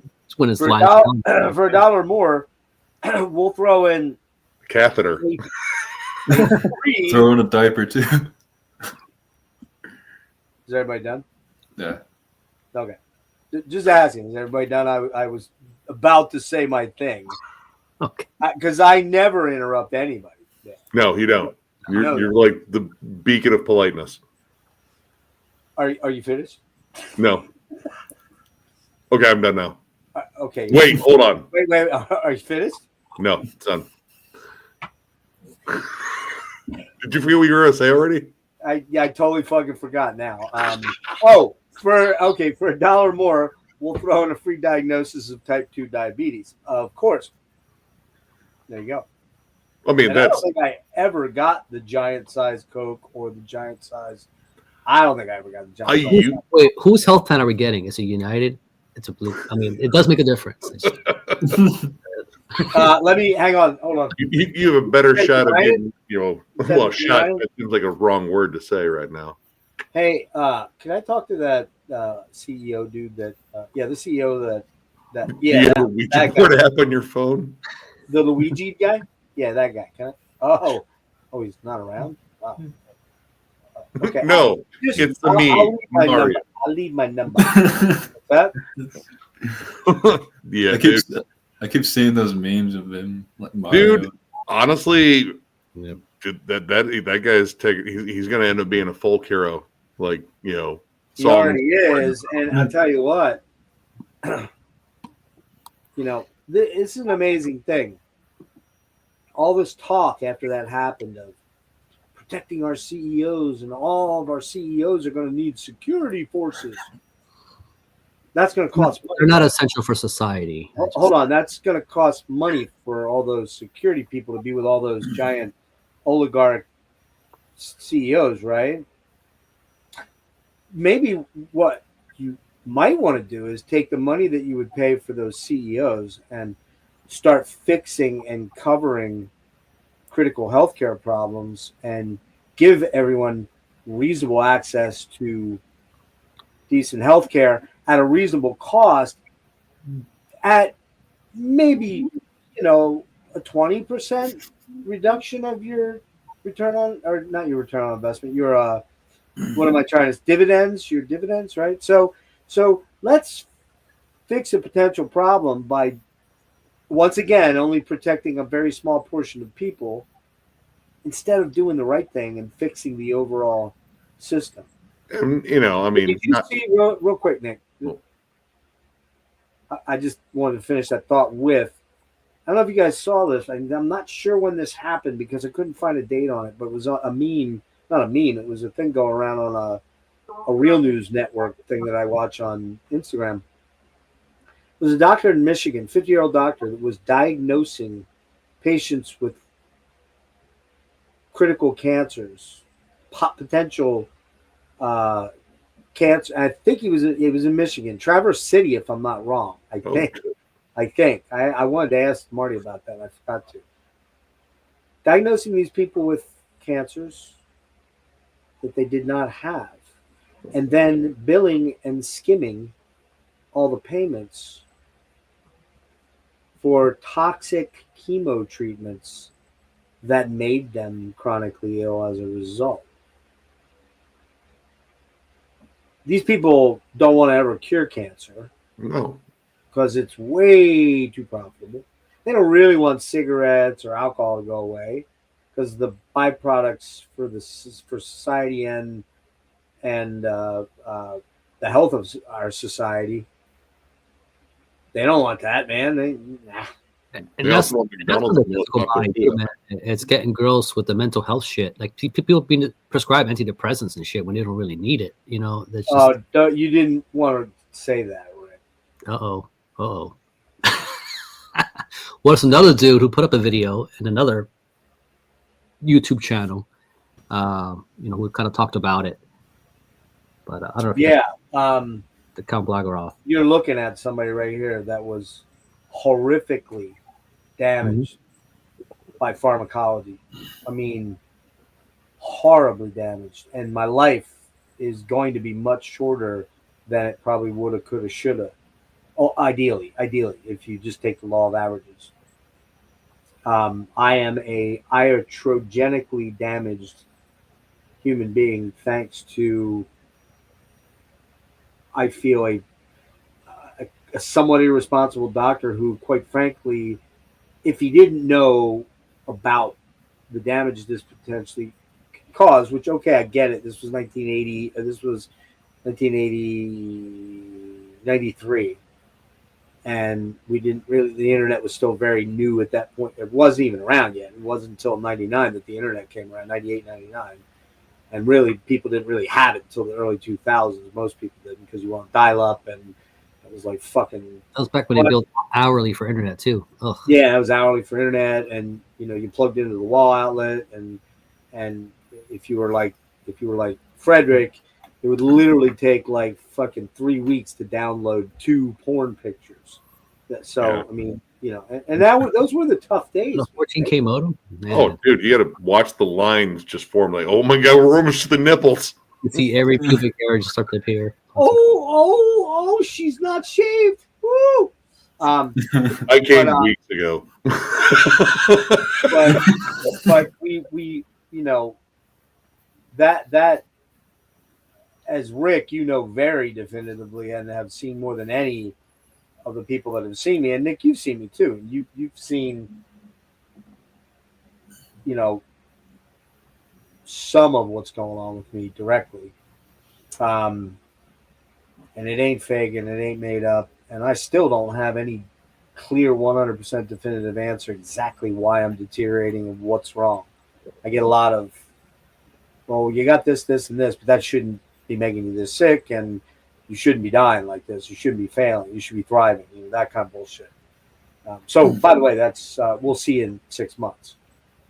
And so, again, the medications. I'm not saying that all pharmacology is bad because that's not true, but a lot of these medications, particularly for, and I'm not trying to demonize. If you're on a medication, I'm not trying to demonize, okay? But there is very little long-term studies that have been done on benzodiazepines, hypnotics, and many classes of SSRIs. There may be 30, 40 years of history, but in terms of generationally, there really isn't.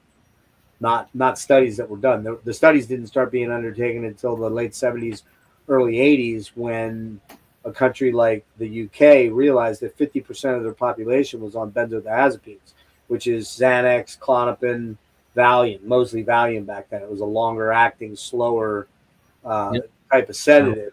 Pretty popular, I recall. Yeah. Oh, Valium was huge. I mean, that the song "Mother's Little Helper." That's all about my little yellow pill. That's I believe, a 5 milligram dose of Valium. There's no 100-year, 120-year studies on what those medicines are doing to people's brains, and I am here to tell you, point fucking blank, with regards to the benzos, they have critically damaged my brain and my nervous system, and they are going to be the thing that ultimately was responsible for me dying real young. So sorry, Rick, I didn't mean to co-op, but once you start bringing up medicines, I say this: if a doctor says we'll give you this and you ask if there's any potential, the first question you should say is, what are the long-term effects of this? And two, what is the propensity for becoming addicted or dependent? More importantly, probably dependent, not addicted, because they are kind of two different terms. Dependent means your physical body and mental state cannot exist without the drug.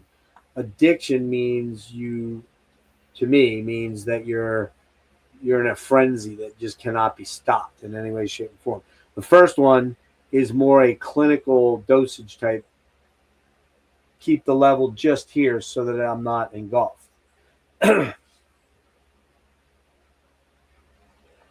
They like the Mary Jane. I mean, I'm okay. I do smoke weed sometimes, but no, dude. I've got damn near 40 years of pharmacological damage that was done to me because 1993 they weren't telling you what this shit could do. But I was talking about the UK, where they realized that 50% of the population was addicted to them. They instituted a law that I believe in the UK you cannot prescribe benzos for more than either 2 weeks or 4 weeks. I forget what and it can't exceed a certain entry level dose. And well, I'm not talking about diabetes. That's a different thing. I take metformin for that too. So that's not an addicting drug on your brain. That works on your kidneys, not on your brain. It essentially changes the way that your body produces enzymes not enzymes, impulses to urinate. So it clears the sugar out faster. You generally urinate more on metformin than if you didn't. So yeah, it makes you piss a lot. Yep. I piss a lot, dude. I'm up 2 times a night generally, at least, maybe sometimes even more. And if I'm stupid enough to drink like something like this all in a quick, because I'm super thirsty all the time, because I have Sjogren's, if I chug that, I will piss off of that. What is it, 28 ounces, 32 ounces? 32 ounces. I'll piss off that motherfucker 7-8 times in about a 3-hour period. You're talking 2-3 times an hour, where I go and then I got to go again. And that's partially the diabetes, but it's mostly the damage to the nerves in my bladder. I get it. I get that because my dad had diabetes. Yeah. So, yeah, if your dad had diabetes, this is your blood dad, right? Yeah. Okay. I don't have a stepdad. Okay. I wasn't entirely sure. Be careful with sugar. Be careful with sugars. You seem to be a pretty skinny dude. How old are you? 26? 28.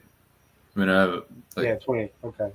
Yeah. So you're in shape. You're in the prime of your life here as far as being physically fit. So, take advantage of that. Because it starts getting very difficult when you hit your late 30s, early 40s, and damn near impossible when you're in 50s. Now, that's not me making an excuse. It's just saying your energy levels change, your commitments change, the adulting changes things, Ugh. the marriage changes things if you get married or a relationship. Fuck You have marriage. kids. If you have kids, forget it. Don't I have mean, Rick and I believe are the only I two. think that also your generation, like you guys, it's not stuff you really would be concerned about anyway. Man, how many of those shrooms did I take? Oh, were you snacking again? Snacked. I might have a little. Snacked. Man, you really have found something there. You went hard the other night, man. I'm telling you what. Well, that's the thing. I mean, I felt it after the stream, which Nina and I were talking about maybe doing a New Year's stream, and I mean, we may or may Yes, not BB, still you're have right. chocolate left. That was kind of fun. Even I was surprised you didn't even notice because I knew. When was this? Remember, right? well, last year when we did the. Yeah, I remember. Yeah, you didn't even. It was like, you guys were on shrooms. Like, yeah, dude, we've been on shrooms the entire time. Well, now that I've done them, I kind of understand it. I was very chatty and very lucid, but until the night that I went like so far overboard from all the hangover shit. Oh, But no, that night, Wednesday night, 2 weeks ago, I think I took 3 of the gummies that and I don't know how many micrograms. I think it was 5,000 per. And man, dude, it felt like the 500 tropical punch right here. Yeah, but that's not. Yeah. Is that? I thought that was cannabis. Oh no. These are gummies. Oh, that's shrooms or what? No, this is just straight gummies. Yeah, but what's in it, Rick? Mushrooms or CBD? Oh, CBD, man. Oh, that's what I was saying. We were talking about mushrooms. Oh, we were talking about the mushroom guy. I'm a little slow. I was gonna say, are you sure there's CBD? It might be BCD or DBC or ABC. What are they? 1, 2, 3. Jello 1, 2, 3. Yeah. So I took 3 2 weeks ago, and I had the coolest, just glidey. I felt like a wet cornflake walking around, but I was totally in control. I just felt fluid and. That's like, the weirdest comparison. Oh, well, wet I mean, cornflake? if you think of a cornflake as kind of flaky, just like Like you'd be like you heading off, Rick? a leaf on the breeze. No, you're a wet cornflake. I'm a little hungry, motherfucker. All right? Dude, I'm never gonna let you, I'm gonna remember that one. What's up, my wet cornflake? It's Jeff. Let the shotgun ring to the sound of the cornflake. Dude. I mean, I love the microdose feel. Like, Wait, hold on. Feel hold on. good. Did you do the gummies at all, or just the chocolate? No, the chocolate bar. No, that's all I got. I got it in my All right, let me ask you this: that the gummies or the chocolate bar, compare that to the actual caps. What's the highlight? Oh man, I'm guessing with the caps, it's psilocybin, right? Oh, it's 100% psilocybin. What's that? It's 100% psilocybin. Yeah. With the caps, it's. I mean, all right. Well, I take more for that one, honestly. Like with shrooms, like if I'm doing just like straight up shrooms, I take an 8 minimum. And but what I'm saying is, is the high markedly different?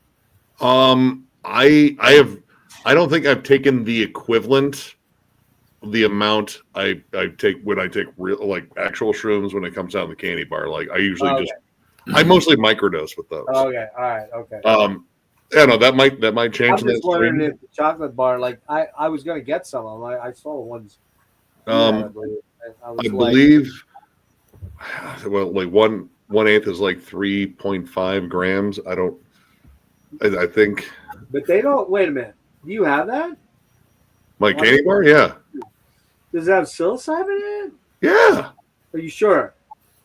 Yes, dude, that's what I ate when I did the shroom. When I did the Go grab the packaging because I don't think it does, dude.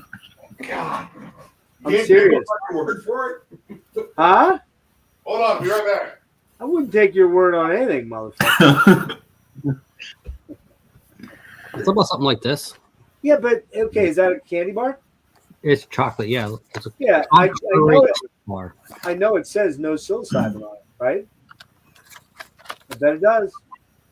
I'm blurring my vision. Now, the thought is that there is actual psilocybin in it, but they have to put it on the packaging to make it legal. It's just listing Polka dot magic mushroom Belgian chocolate. Okay, what's it say on the back? Ingredients. Wait, made with love in Oakland are ingredients. Yep. Hold on here. Amanita mushrooms. No, it just says, let's see, one of the oldest and safest medicines in the world, psilocybin and psilocin from psychedelic mushrooms have been known to reduce stress, depression, stimulate brain cell growth, increase focus, and sharpen your senses. So this is advertising psilocybin. So What's the brand? what? What's the brand again? Polka dot. Let's see, look, it's all colorful. I just want to see. Psychedelic. Hang on. Dude, it's got a little scanning. Hold on. Here. What? You It's scan got a it? what? Oh, it's got a scan. Yeah. QR code. QR code. You can Here, put maybe. here. Lab testing. All right, here it says CDHP, San Diego Sheriff's Department, investigating polka dot brand chocolate bars labeled with an unsafe food additive, Amanita muscaria, a type of mushroom, CBDH reported. Laboratory testing also found the chocolate bars contain an additional synthetic psychoactive drug. I believe that's that other one that you read off to me. Psilocin? Huh? Psilocin or psilocin? Yeah, psilocin. Over 3 million worth of blah, blah, blah, blah, blah were embargoed and voluntarily destroyed. While no illness has been reported, CDHPH is concerned that individuals looking for a psychedelic mushroom products for for therapeutic effects run the risk of serious life-threatening injuries if they consume this. The chocolate bars have the potential to cause severe adverse health problems due to unintentional misuse and overuse, which I did last Sunday. The product should not. Hang on. The product should not be consumed and may be particularly dangerous to young people. Now, do me a favor. Spell out Amanita. It is not. I got it.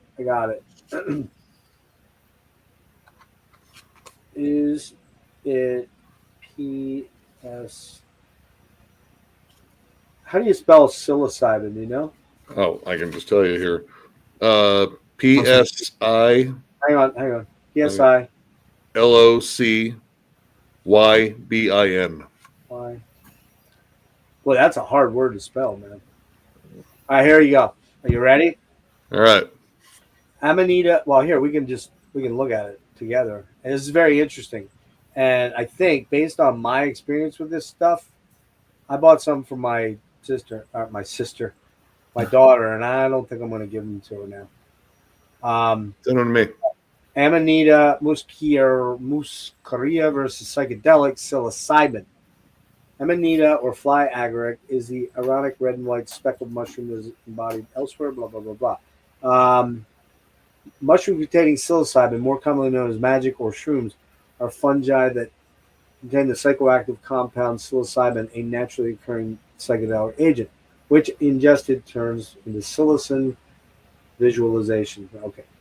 At a glance, psilocybin mushrooms usually have a tan, off-white color, bright brown, more than 200 species, blah, blah, blah, golden teachers.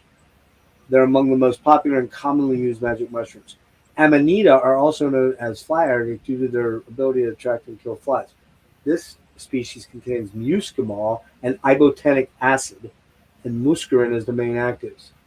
They can be toxic when consumed raw and are related to several deadly varieties, including are large and hard to miss. hang on. What's that? The death cap, a pretty famous one, yeah. Yeah, are large and hard to administer. Scarlet red caps. They're considered a deliriant rather than a psychedelic because they don't act on the same receptors as psilocybin. I knew that, man. I knew it. Can be relaxing and sedating with the often euphoric dreamlike state.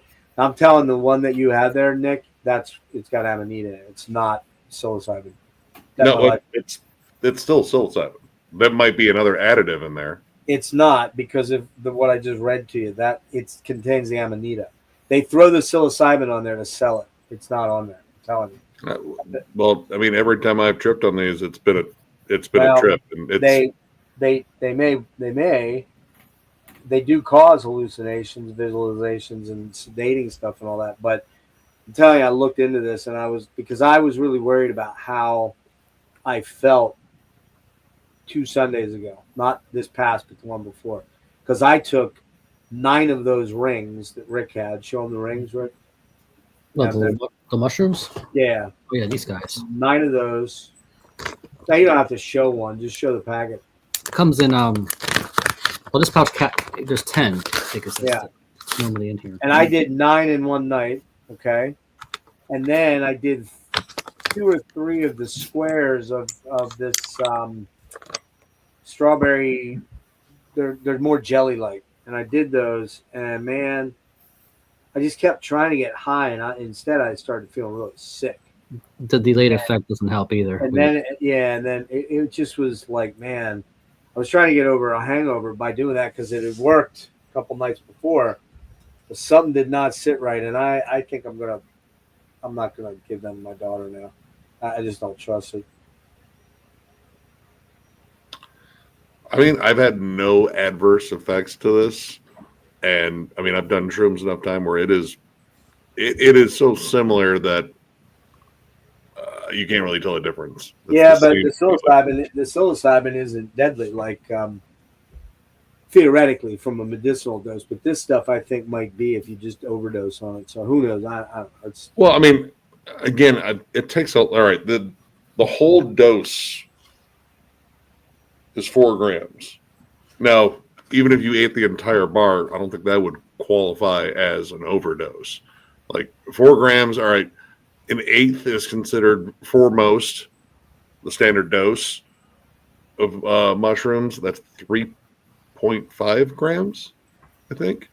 So you're just a little bit more than a standard dose. So yeah, you're not going to overdose by eating the entire bar. And I don't have an entire bar left because they like everything else. But I do have Noonan's bar. Which is vegan. I don't know if that makes a difference, but he left it in my fridge. Therefore, I think when you trip on that, you'll be wearing a pair of Crocs.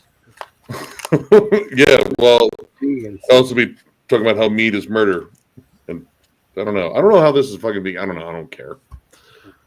Anyway, Rick, sorry to bum your trip on all the mushrooms you just bought, but I don't know. I was thinking about that as I'm just saying, everybody's a grown up that is able to purchase them if you're somewhere that you can get them or whatever. I would rather do these than because I used to do acid a lot, and acid I don't trust. Yeah, anymore. it's probably a slightly healthier alternative. Although I would say the psilocybin mushrooms are a much healthier way.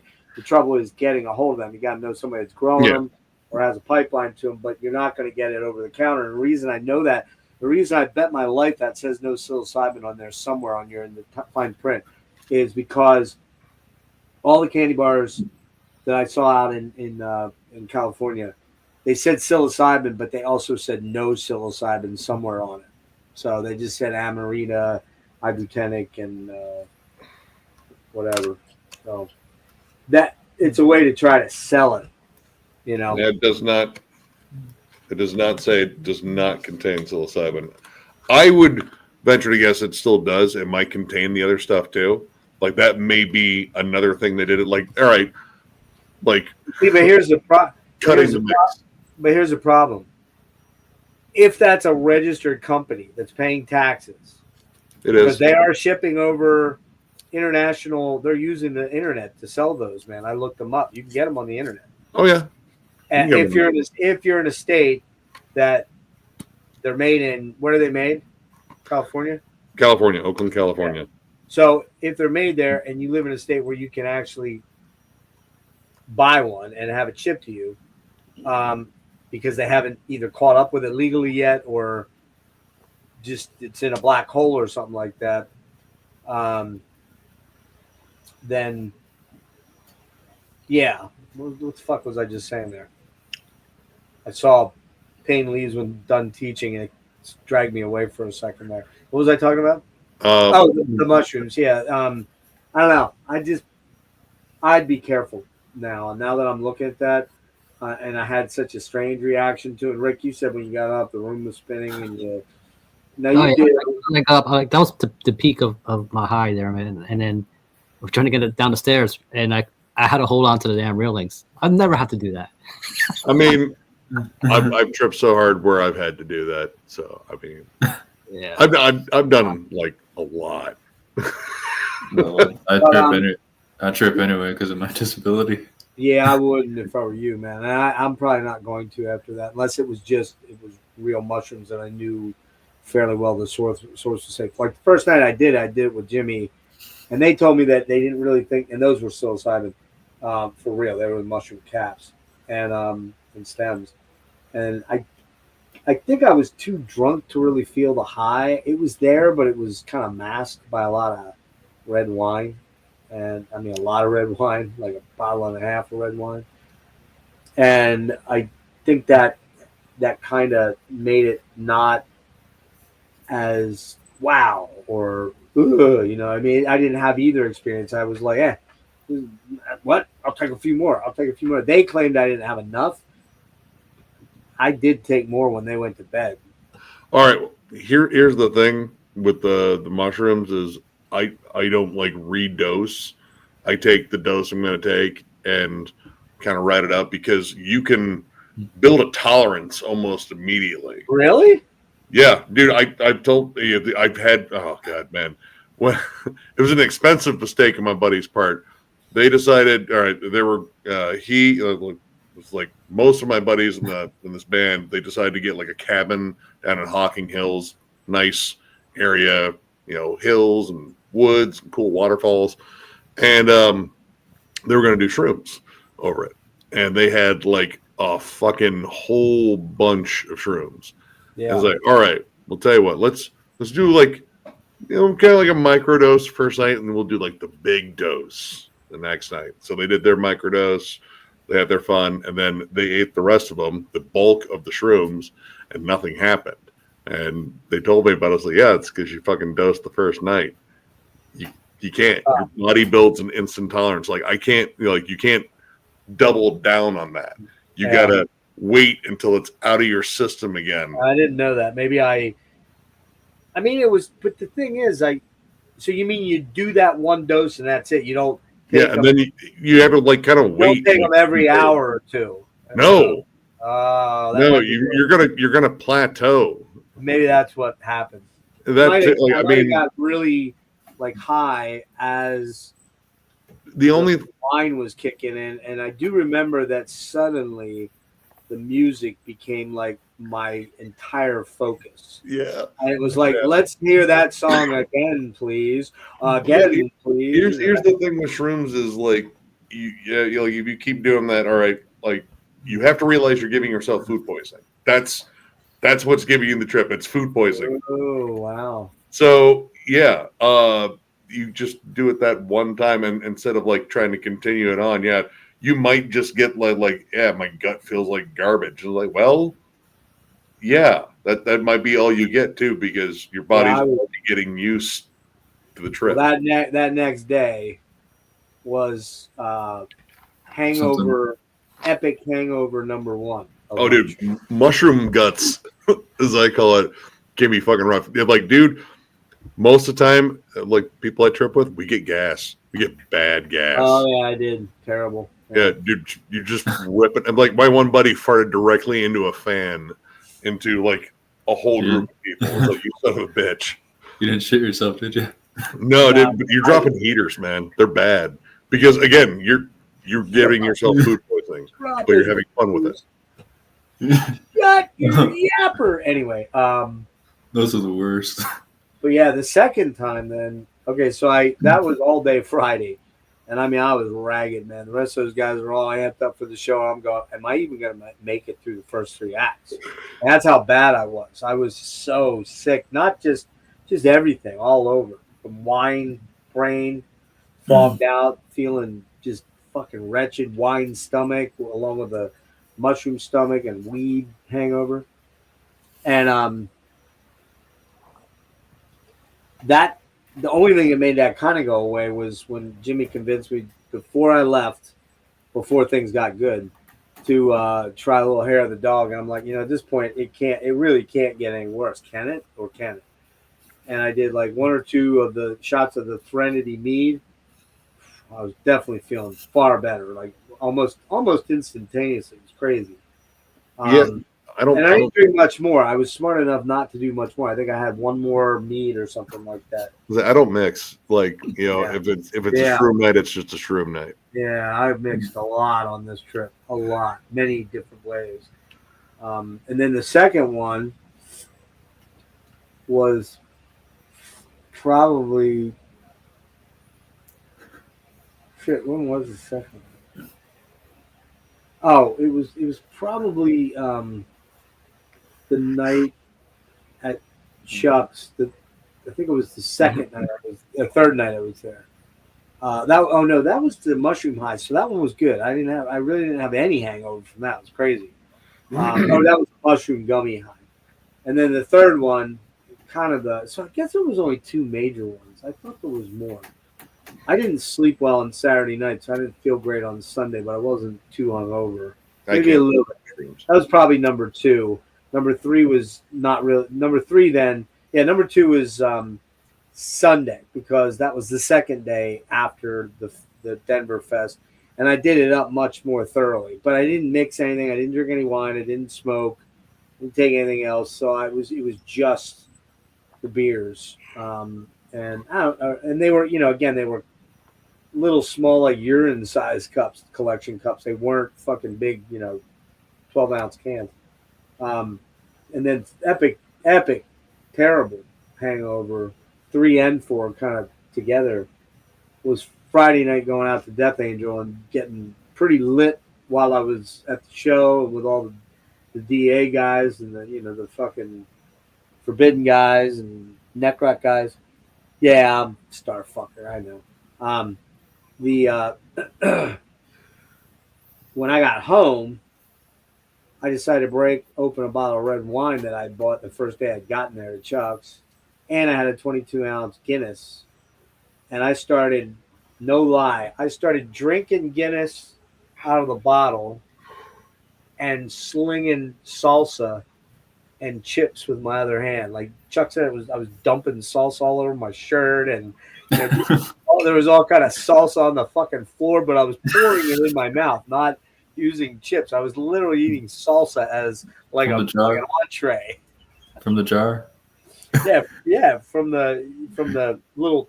It was fresh, so it was like the killer kind with jalapenos and tomatoes, and it was just fucking onions and shit. I'm getting hungry, man. It was just so fucking good. But it ended up, like a good portion of it ended up on Chuck's floor.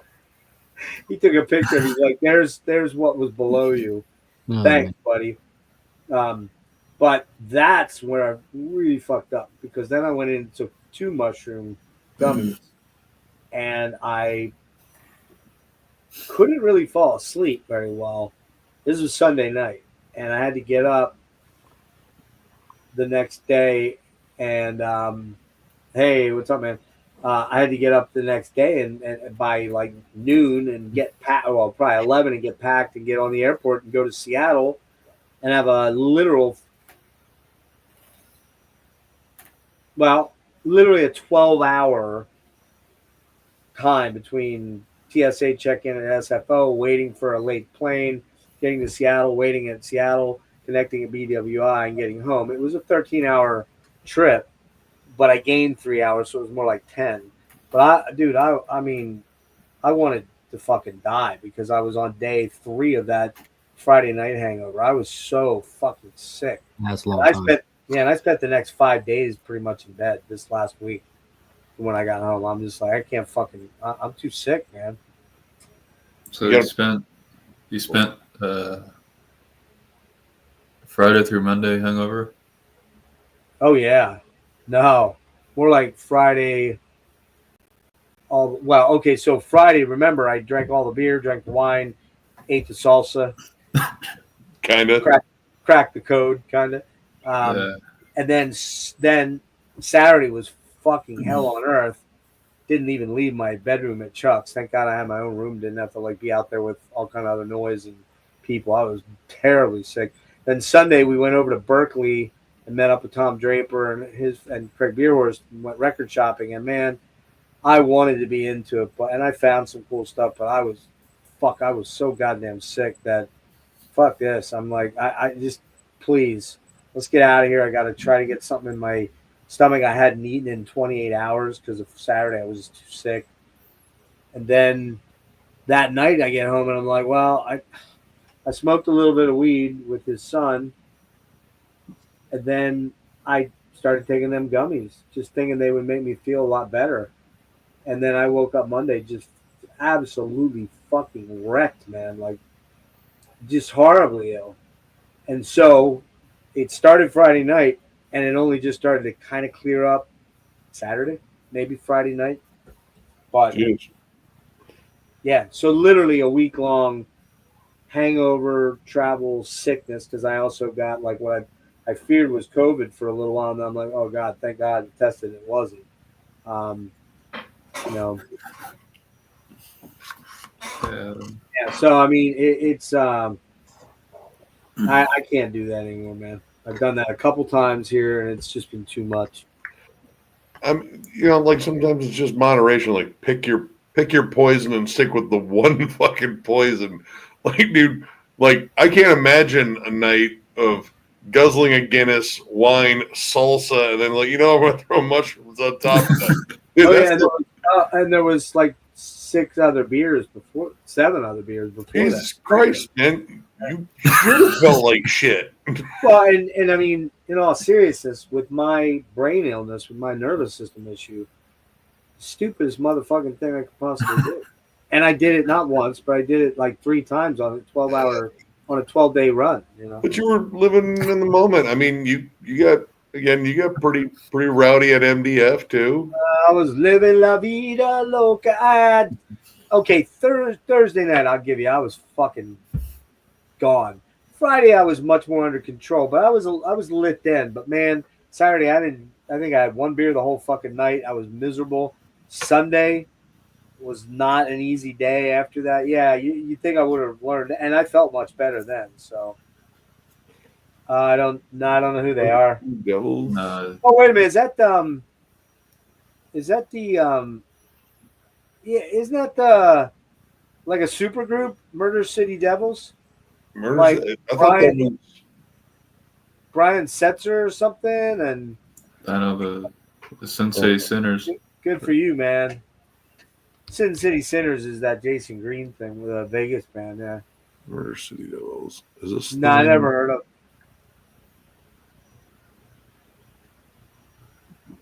Sub Pop. I've heard the name before. Garage Rocks. They're a Sub Pop band, yeah. She says definitely not Brian Setzer. Oh, okay. Anybody look it up? Who's in the band? Dude, Cody Willis, Ryan Fire is in that band. Yeah, that's maybe where I saw it. Yeah, but there's a guitar player I think I've heard of in the band. Let's see. Dan Gallucci. Modest. He's Modest Mouse. Cold War Kids. I know Modest Mouse, but I wouldn't have known that's who it was. Who's the other guy? Let's see. Spencer Moody. Oh, I know him. He's what's he in Spencer Moody? I was gonna say 500 Death Punch, but that's Ivan. yeah.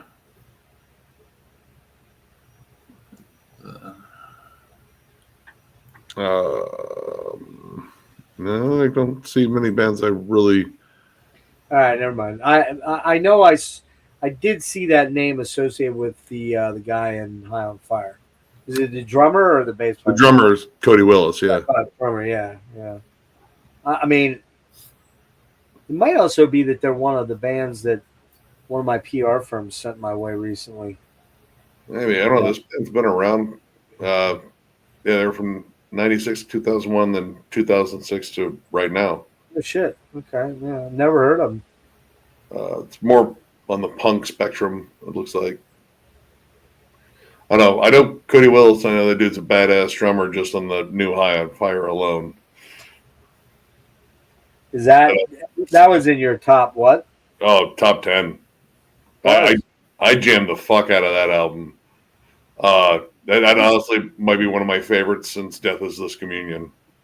Yeah, it's weird. I should like them because I like Yob, because there's some similarities there. Well, some. Yob's a lot more esoteric and kind of ambient and droney, whereas High on Fire is more like riff salad, riff aggressive thing. Yeah, a lot of the lyrics are. But there's a lot of repetition in both those bands, and that's you would think that I'd be like all down with that, but I don't. And I've seen High on Fire at least twice. I think 3 times. I think they opened for Opeth twice, and I saw them with Not Misty. Maybe that was an Opeth tour too. So maybe 3 times. I can't remember, but I just never got into them. Just like And I'm not a big fan of Sleep either, man. I just never got into them either. Oh, they're the same guy, I think. Matt, and Cicero. Al. Drummer. Al from OM or OM. I thought it's Cizernos. Cizernos? I think it's Cizernos. Cizernos. I don't know. But, yeah, I'm a huge High on Fire fan. But, I'm going to dip out because it's almost 4 a.m. and I got to drive out to the Cleveland area. Oh, tomorrow? Oh, yeah, not until the afternoon, but still. Go to your brother-in-law's? Yep. We're going to hang out. What? You staying the night? No. We're going to drive back same night. But, he's got a whole meal thing prepared. He's going to cook something very elaborate, and it should be fun. Did you say he's a welder? Yep. That's what I thought we talked about that. Yeah. We gotta get him in on one. I'm trying to pitch the idea of the Philly trip again for Metal and Beer Fest. Are you thinking about coming in? I don't know. Well, I was also pitching it to Miller because Miller was like, "Man, I don't know if I could do MDF." I was like, "Well, I mean, I think most of the tickets are gone, but this Philly thing, I had a blast, man." You got to watch out for Rick if he shows up. He might just pop up like, "Oh, hey, there's 8 beers." It could be a little big and intimidating. I know. Yeah, people know. He's sneaky because if you're looking at eye level, you won't see him. I was gonna say, wait, when Rick was handing those beers to you, was it like this? Hey, thanks there, little buddy. Rick, I love you so much. You know that, man. So I know, actually, John had to pull me aside. I was like, "All right, let's go check out merch." Like, "All right, we're getting a bunch of beers because Rick's fucking overloading us. But we're getting the next round. We're not letting him sneak off to get more beer." That may have been manufactured. And what was the band? What band? That I kept calling Fit for an Autopsy? I don't know. Who was the band that the fucking 3-piece on the night that I came down? It was the next Dying Fetus? Yeah, Dying Fetus. I kept calling them what was I calling them? I don't know. But I was calling Fit for an Autopsy. I remember hearing it. I heard it myself. You know what? This band's pretty badass. Like, go ahead and say I'm right. Say I'm right. Say it. Did I say that? Did I? You did. You did. You were headbanging and enjoying the fuck out of the Fetus. Who was the headliner? Was that Deicide? Deicide smoked. That's when you said. That's when you sent John in there to protect me. No, well, I think he just followed you. It was like he's going up there. Oh, I got him. Like, I mean, I was just waiting for him, like, just to be like, holy step, like, found him, got him. Really, your legs kicking, like, oh man, the air's so thin up here. He could fucking do that. That son of a bitch. I mean, I'm not gonna lie to you. I would never want to be as tall as he is. he doesn't want to be as tall as he is. Yeah. No, It's that thing. You're almost freakishly so outside the norm, you know. And well, I mean, it's hard in your body too. Yeah, on your legs, your knees, your heart. It's got to pump that blood much further. 4th and the 5th of April. And yeah, Dismember and Exodus are the headliners. Yeah, if I come down, it's only going to be for Dismember. I'm not really an Exodus guy. Oh, but it's Bonded by Blood. I thought the last. Maybe just like look and wait and see what the lineup is for each day. Like I don't own any Exodus, and the only ones that I honestly kind of like are the Rob Dukes era. Well, those Exhibit B is badass. I love Exhibit. Exhibit B, The Human Condition. Well, Shovel-Headed Kill Machine. That one's good. But Exhibit B is my favorite. It's worth that album's worth that for Death Amphetamine alone, man. That's like the best song on there. Oh yeah, for sure. But I mean, I just don't know who else is on that day. I don't know the days yet, but I can tell you who's on there. Hold on one second here. Well, no, I thought they split it out already. I thought I saw the split out. I haven't seen the. Maybe I didn't then. I could swear I did. No, I mean, yeah, I'm not seeing the. All right, so who's on it again? Exodus and Dismember are the big headliners. Right. Exodus doing Bond by Blood. Dismember doing Like an Ever Flowing Stream. Right. Then you have Demolition Hammer. Well, that's right. Yeah. Yeah, they're awesome. Pig Destroyer. Yeah. Darkest Hour doing Undoing Ruin. Eternal Champion. I kind of want to check them out. And there's a chance for you to run into Arthur Risk again. Yeah. I got. Oh shit! I got to send him that pic. Devil Master. Yeah. I've seen him so many times in Philly, at least 4 times. Vastum. Yeah, Vastum looks pretty cool. Vastum's sick. Sonia, which I think is the former member of Absu. Yeah, Rick and I saw her for Wayfair. Didn't do anything for me at all. Maul, Maul, from South Dakota, North Dakota. Yeah. Mother of Graves. Yeah, that would be cool. I do like them. I do like them. Funeral Leech, which they're very Mother of Graves-ish too.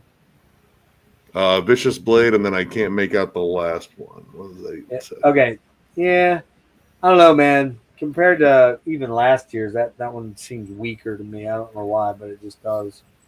If I come down, it'll be the day that Dismember plays anyway, so it'll probably be like what I did last year. Unholy Altar was the last one. Okay. Never even heard of them. I think that's the all female. This all female. Philly black metal. Yeah. Yeah. What's the other Philly black metal one that you love, Rick? Witching? No. They were there. Oh, Witching, yeah, they were there. Yeah, they were good. I ended up getting their stuff, and then you said all female band, right? They opened up. Yep. Oh no, Witching is you're talking about Witching, right? Yeah, is it all females or no? There's one dude, right? No, like the guitarist Nate, for example, he's like this. Yeah. It's not all female. All right. Yeah, there's 2 females, but the other it's mixed up. Wow. Yeah, I mean, like I said, it would probably be a one-day deal and I'm really not sure because I'm, and all this is very, very speculative at this point, but I really would like to go to Hell's Heroes, and I'm sort of pumping the well with Nick Franco and Ryan Scow to see what's up, see if they would want a third or if they're going in with a group that I could go down have a place to crash for 3 days. So if I could do that, that would be the preferred thing that I do, even over MDF. At MDF, I do want to do the pre-show with Tribulation, if we possible. are for it.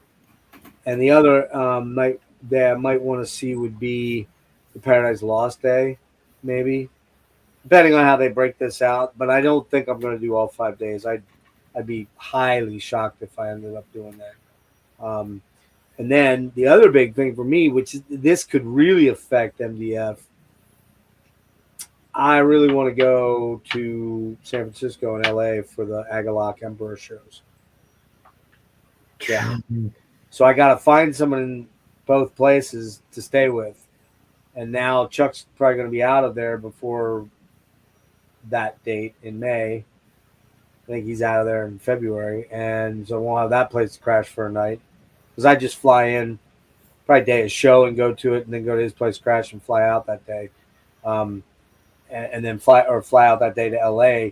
And I have a friend in LA, but I haven't seen her in years and years and years. And it might be really unusual to ask her if I can crash because we had an intimate relationship for a very short while, then became bros. But I don't know if she'd feel comfortable letting me stay at her place 30 years, 25 years later, knowing that I'm a single man that hasn't been laid in a while. She might be like, oh no, you ain't coming over here. Sup, bro? You want to high five genitals? I mean, hi, Trace. How much wine do you have in the house tonight? Let's go get some. A lot. Whatever the appropriate amount is to make me look very fuckable.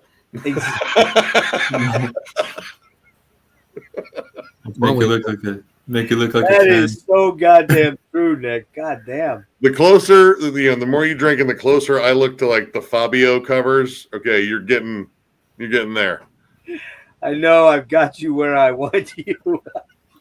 That's fucking great. How much food do you need? Do I need to feed you to get you drunk enough to fuck me? What? Yeah, like, are we at the point where this looks like a good idea? Dad bod. Oh, would you like me to lie on top of you like a pile of laundry? in my leopard merkin. Oh God! All right, I'm gonna dip out though. I need to get some sleep. All right. Good hangs. Merry holidayness to you all. Merry Christmas. Merry Happy New Year. Yep. I'll see you. Murray fist ass. Fist ass. I'll see you Nick, on the 4th. Yes, you shall. All right. Peace. Later. Yeah. Eat the turnbuckle? Nah, never heard of eat the turnbuckle. Not at all. That's an interesting name. Not exactly great. Oh, I heard of them. Yeah, they're fun. What, like grindcore or what? Yeah, it's like what is it, like power violence grind? That's hard to describe. No, it's not gonna be my thing at all. You know that. But I know it wouldn't be your thing. Yeah, it's all pro wrestling. Yeah, What we call I'd hate it. I'm not a pro wrestler, dude, at all. Call me a snob or cultured or whatever, but that's not my shit, man. I used to be into WWE, but ever since AEW came out, I've been watching that. Wonder what happened to Ryan tonight. I would have expected him to show up like 3 hours and 44 minutes ago. Probably got too stoned out on mushrooms and just passed out. You think Ryan does mushrooms? I don't think autism. I don't think Ryan takes any drugs except for the ones that his doctor has him hooked on. Because I know he does take medication. If he takes too much, it'll probably be by accident, or but in some other uninformed way or unknowingly. By the way, Rick, move a little bit to the side so I can see all the albums quick behind you. Oof. Yeah, sure. Wrong way. There we go. We got. All right. Mother Grace, Necrot, Lifeless Birth. Yes. Tribulation. Damn. I was hoping to stump you with that one. Crypt Sermon, Stygian Bow. Stygian Rose, sorry. I do not know that one. V-Mod? That's the new Into Arma. Oh. There's a new heaven. What do you think of that? Yeah, I think it is new album. I dig it, man.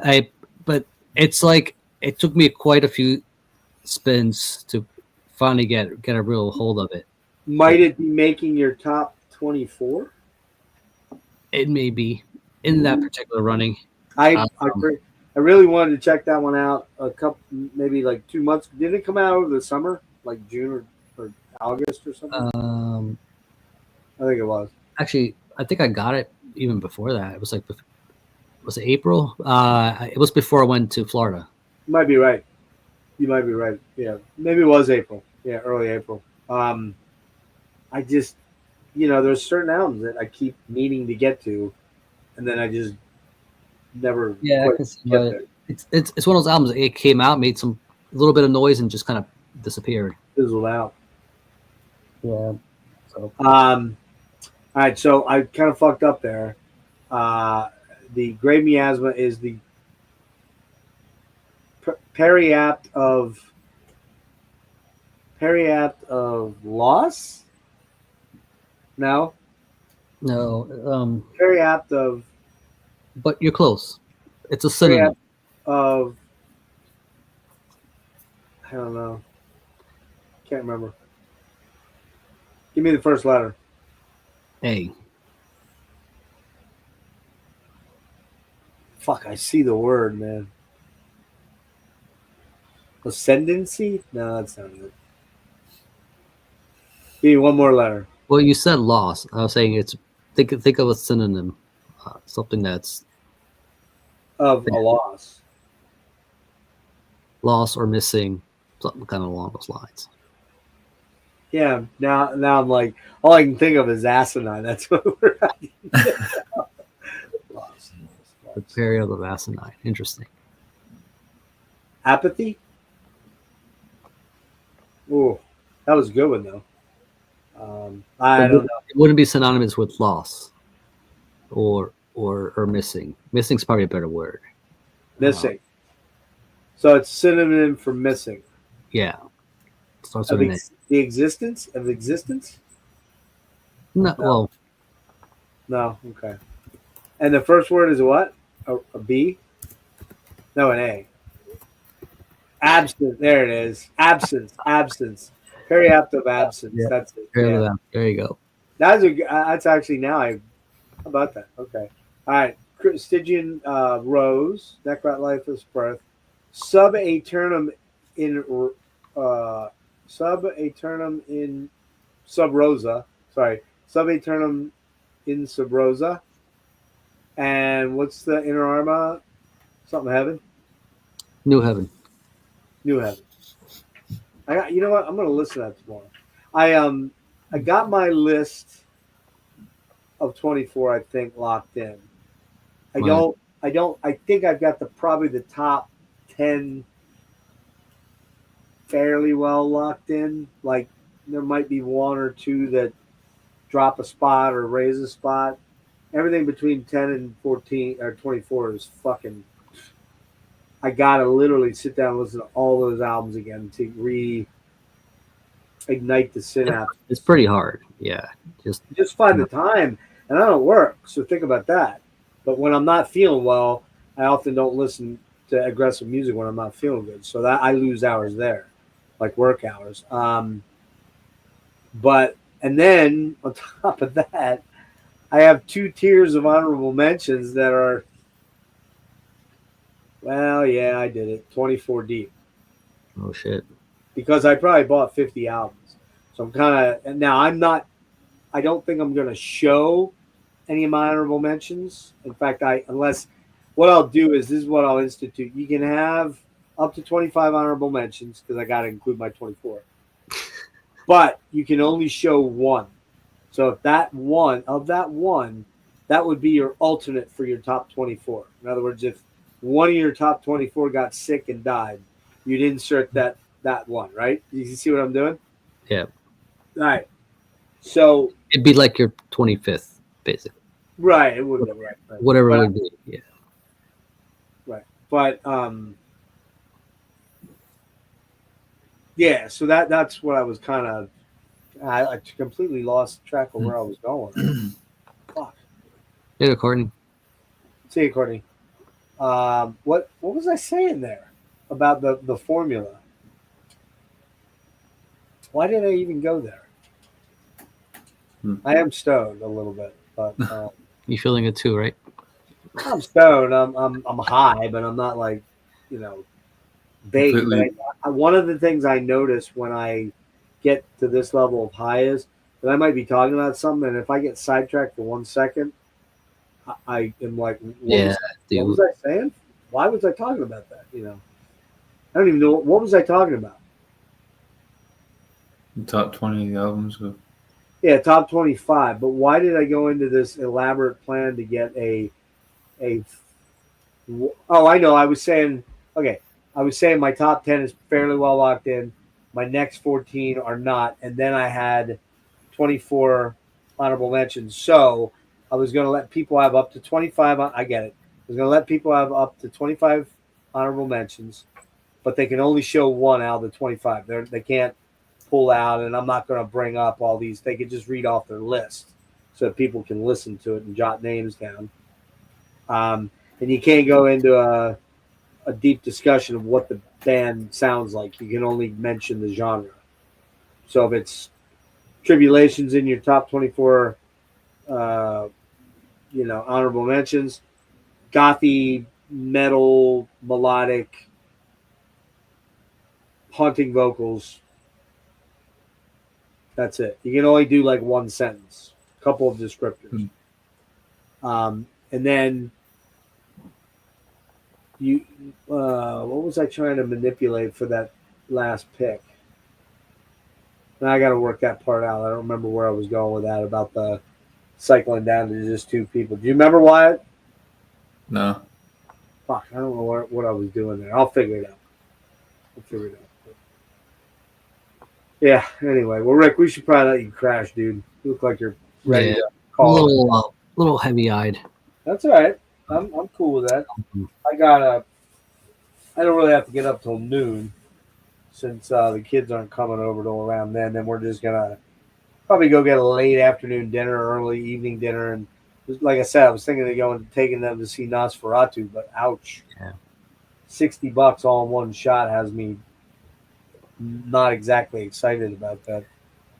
I hope it comes out pretty good, man. I haven't dug into the reception for that flick yet, but I'm gonna look when we get off here. Hey, just in case I don't make it down until February, drop me your email address in Instagram for me, or not your email address, your mailing address, because I don't remember what it is, and I probably didn't save it like an idiot. But do that for me, and I'll get these two things or three things off to you then, and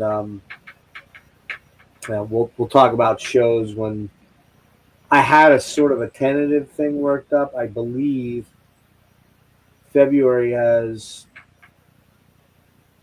Swallow the Sun, Harry Carey from the Sky, I think is one. Bird Flesh too. I think Bird. Yeah. Is it Bird Flesh? I don't know if it's Bird Flesh. That seems too heavy for. Yeah, it seems too heavy for him. Did you see, by the way, that Miko from Swallow the Sun is now singing for My Dying Bride?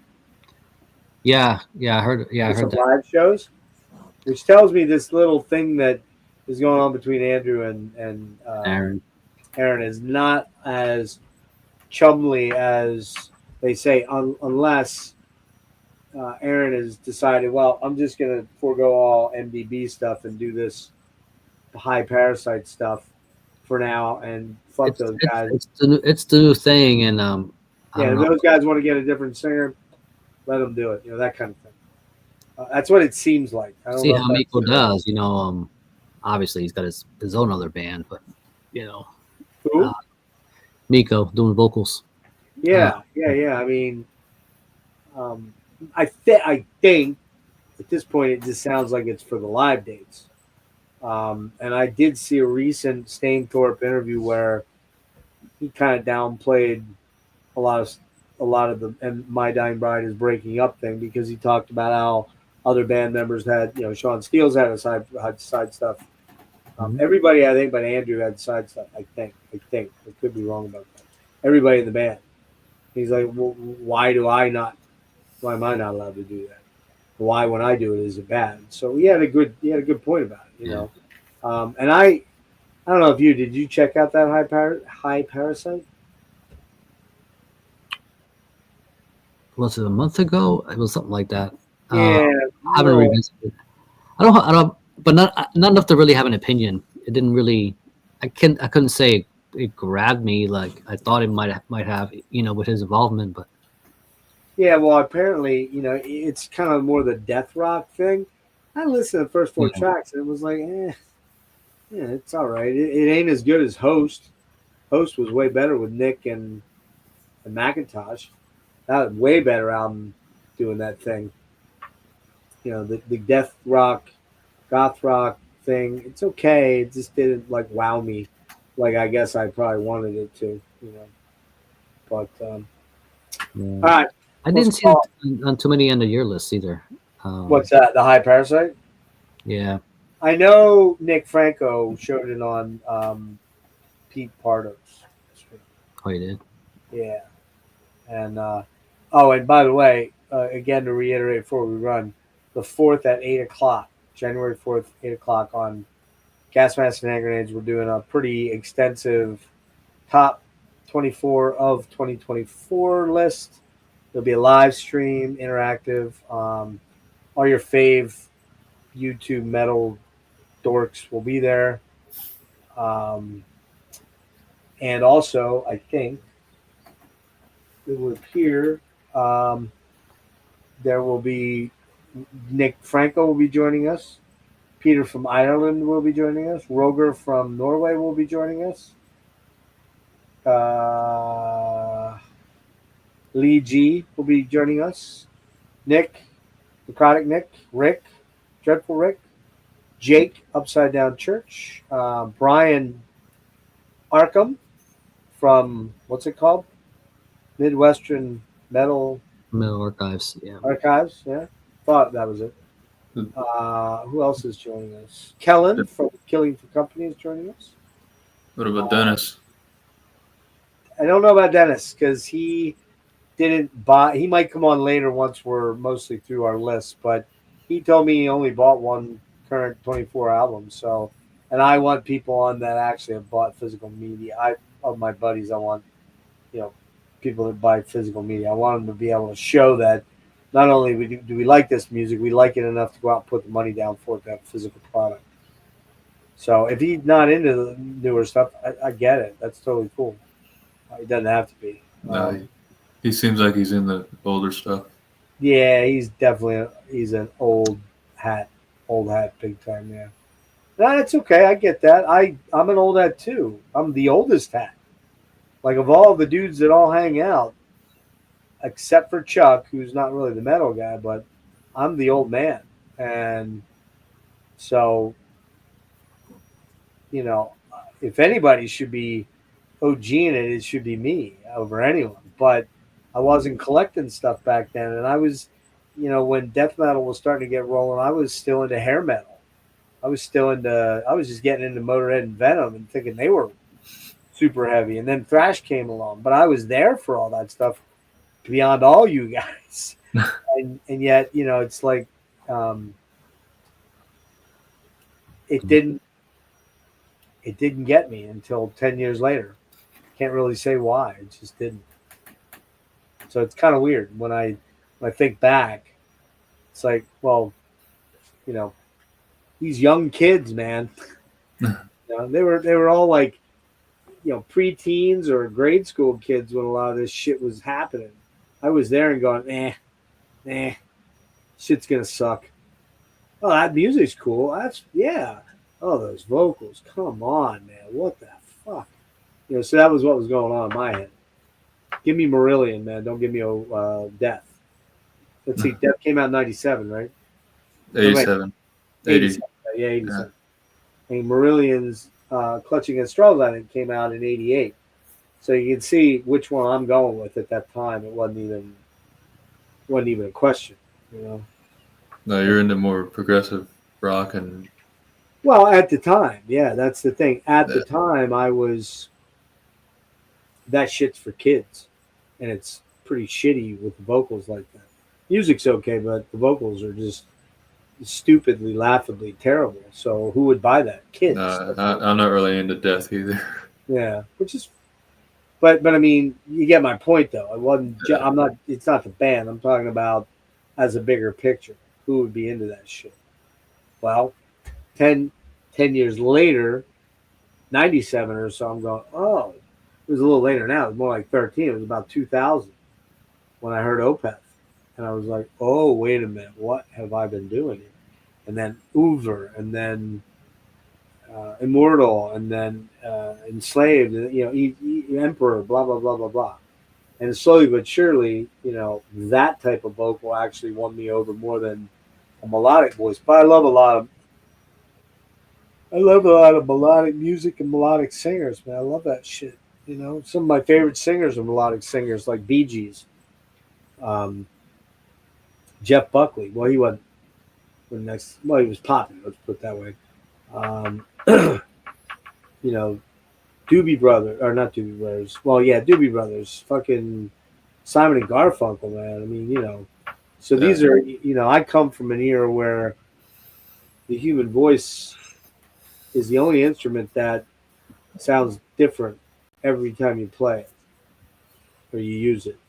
It's the only one that conveys real, true human emotions and failures and triumphs. And the other stuff can sound epic and all that stuff, and you're playing it, so yeah, you're creating it, but it's still not the direct thing from the soul, if you believe in that stuff. So it's pretty cool shit. So all right, Rick, let's call it. All right, night, guys. Night. Night, Rick. Night, Rick. Night, Rick. Night. Night. Bye, Rick. Hey, bye. I'm a little high. Now I feel like talking offline because I'm high. I'm just kidding. We're good. We've got that buzz going on, man. I'm feeling What's it. that? I'm feeling it, man. I know you are. That's cool. Are you work? You work tomorrow? No, man. I don't work on Christmas. Yeah, tomorrow's Christmas. What am I? I go back the next day. You do go back on the 26th. All right. Okay. Well, on the thumb, man. Do whatever you feel like you want to do with it. All right. All right, dude. All right, brother. Bye, guys. Have a good night. See ya, Eli.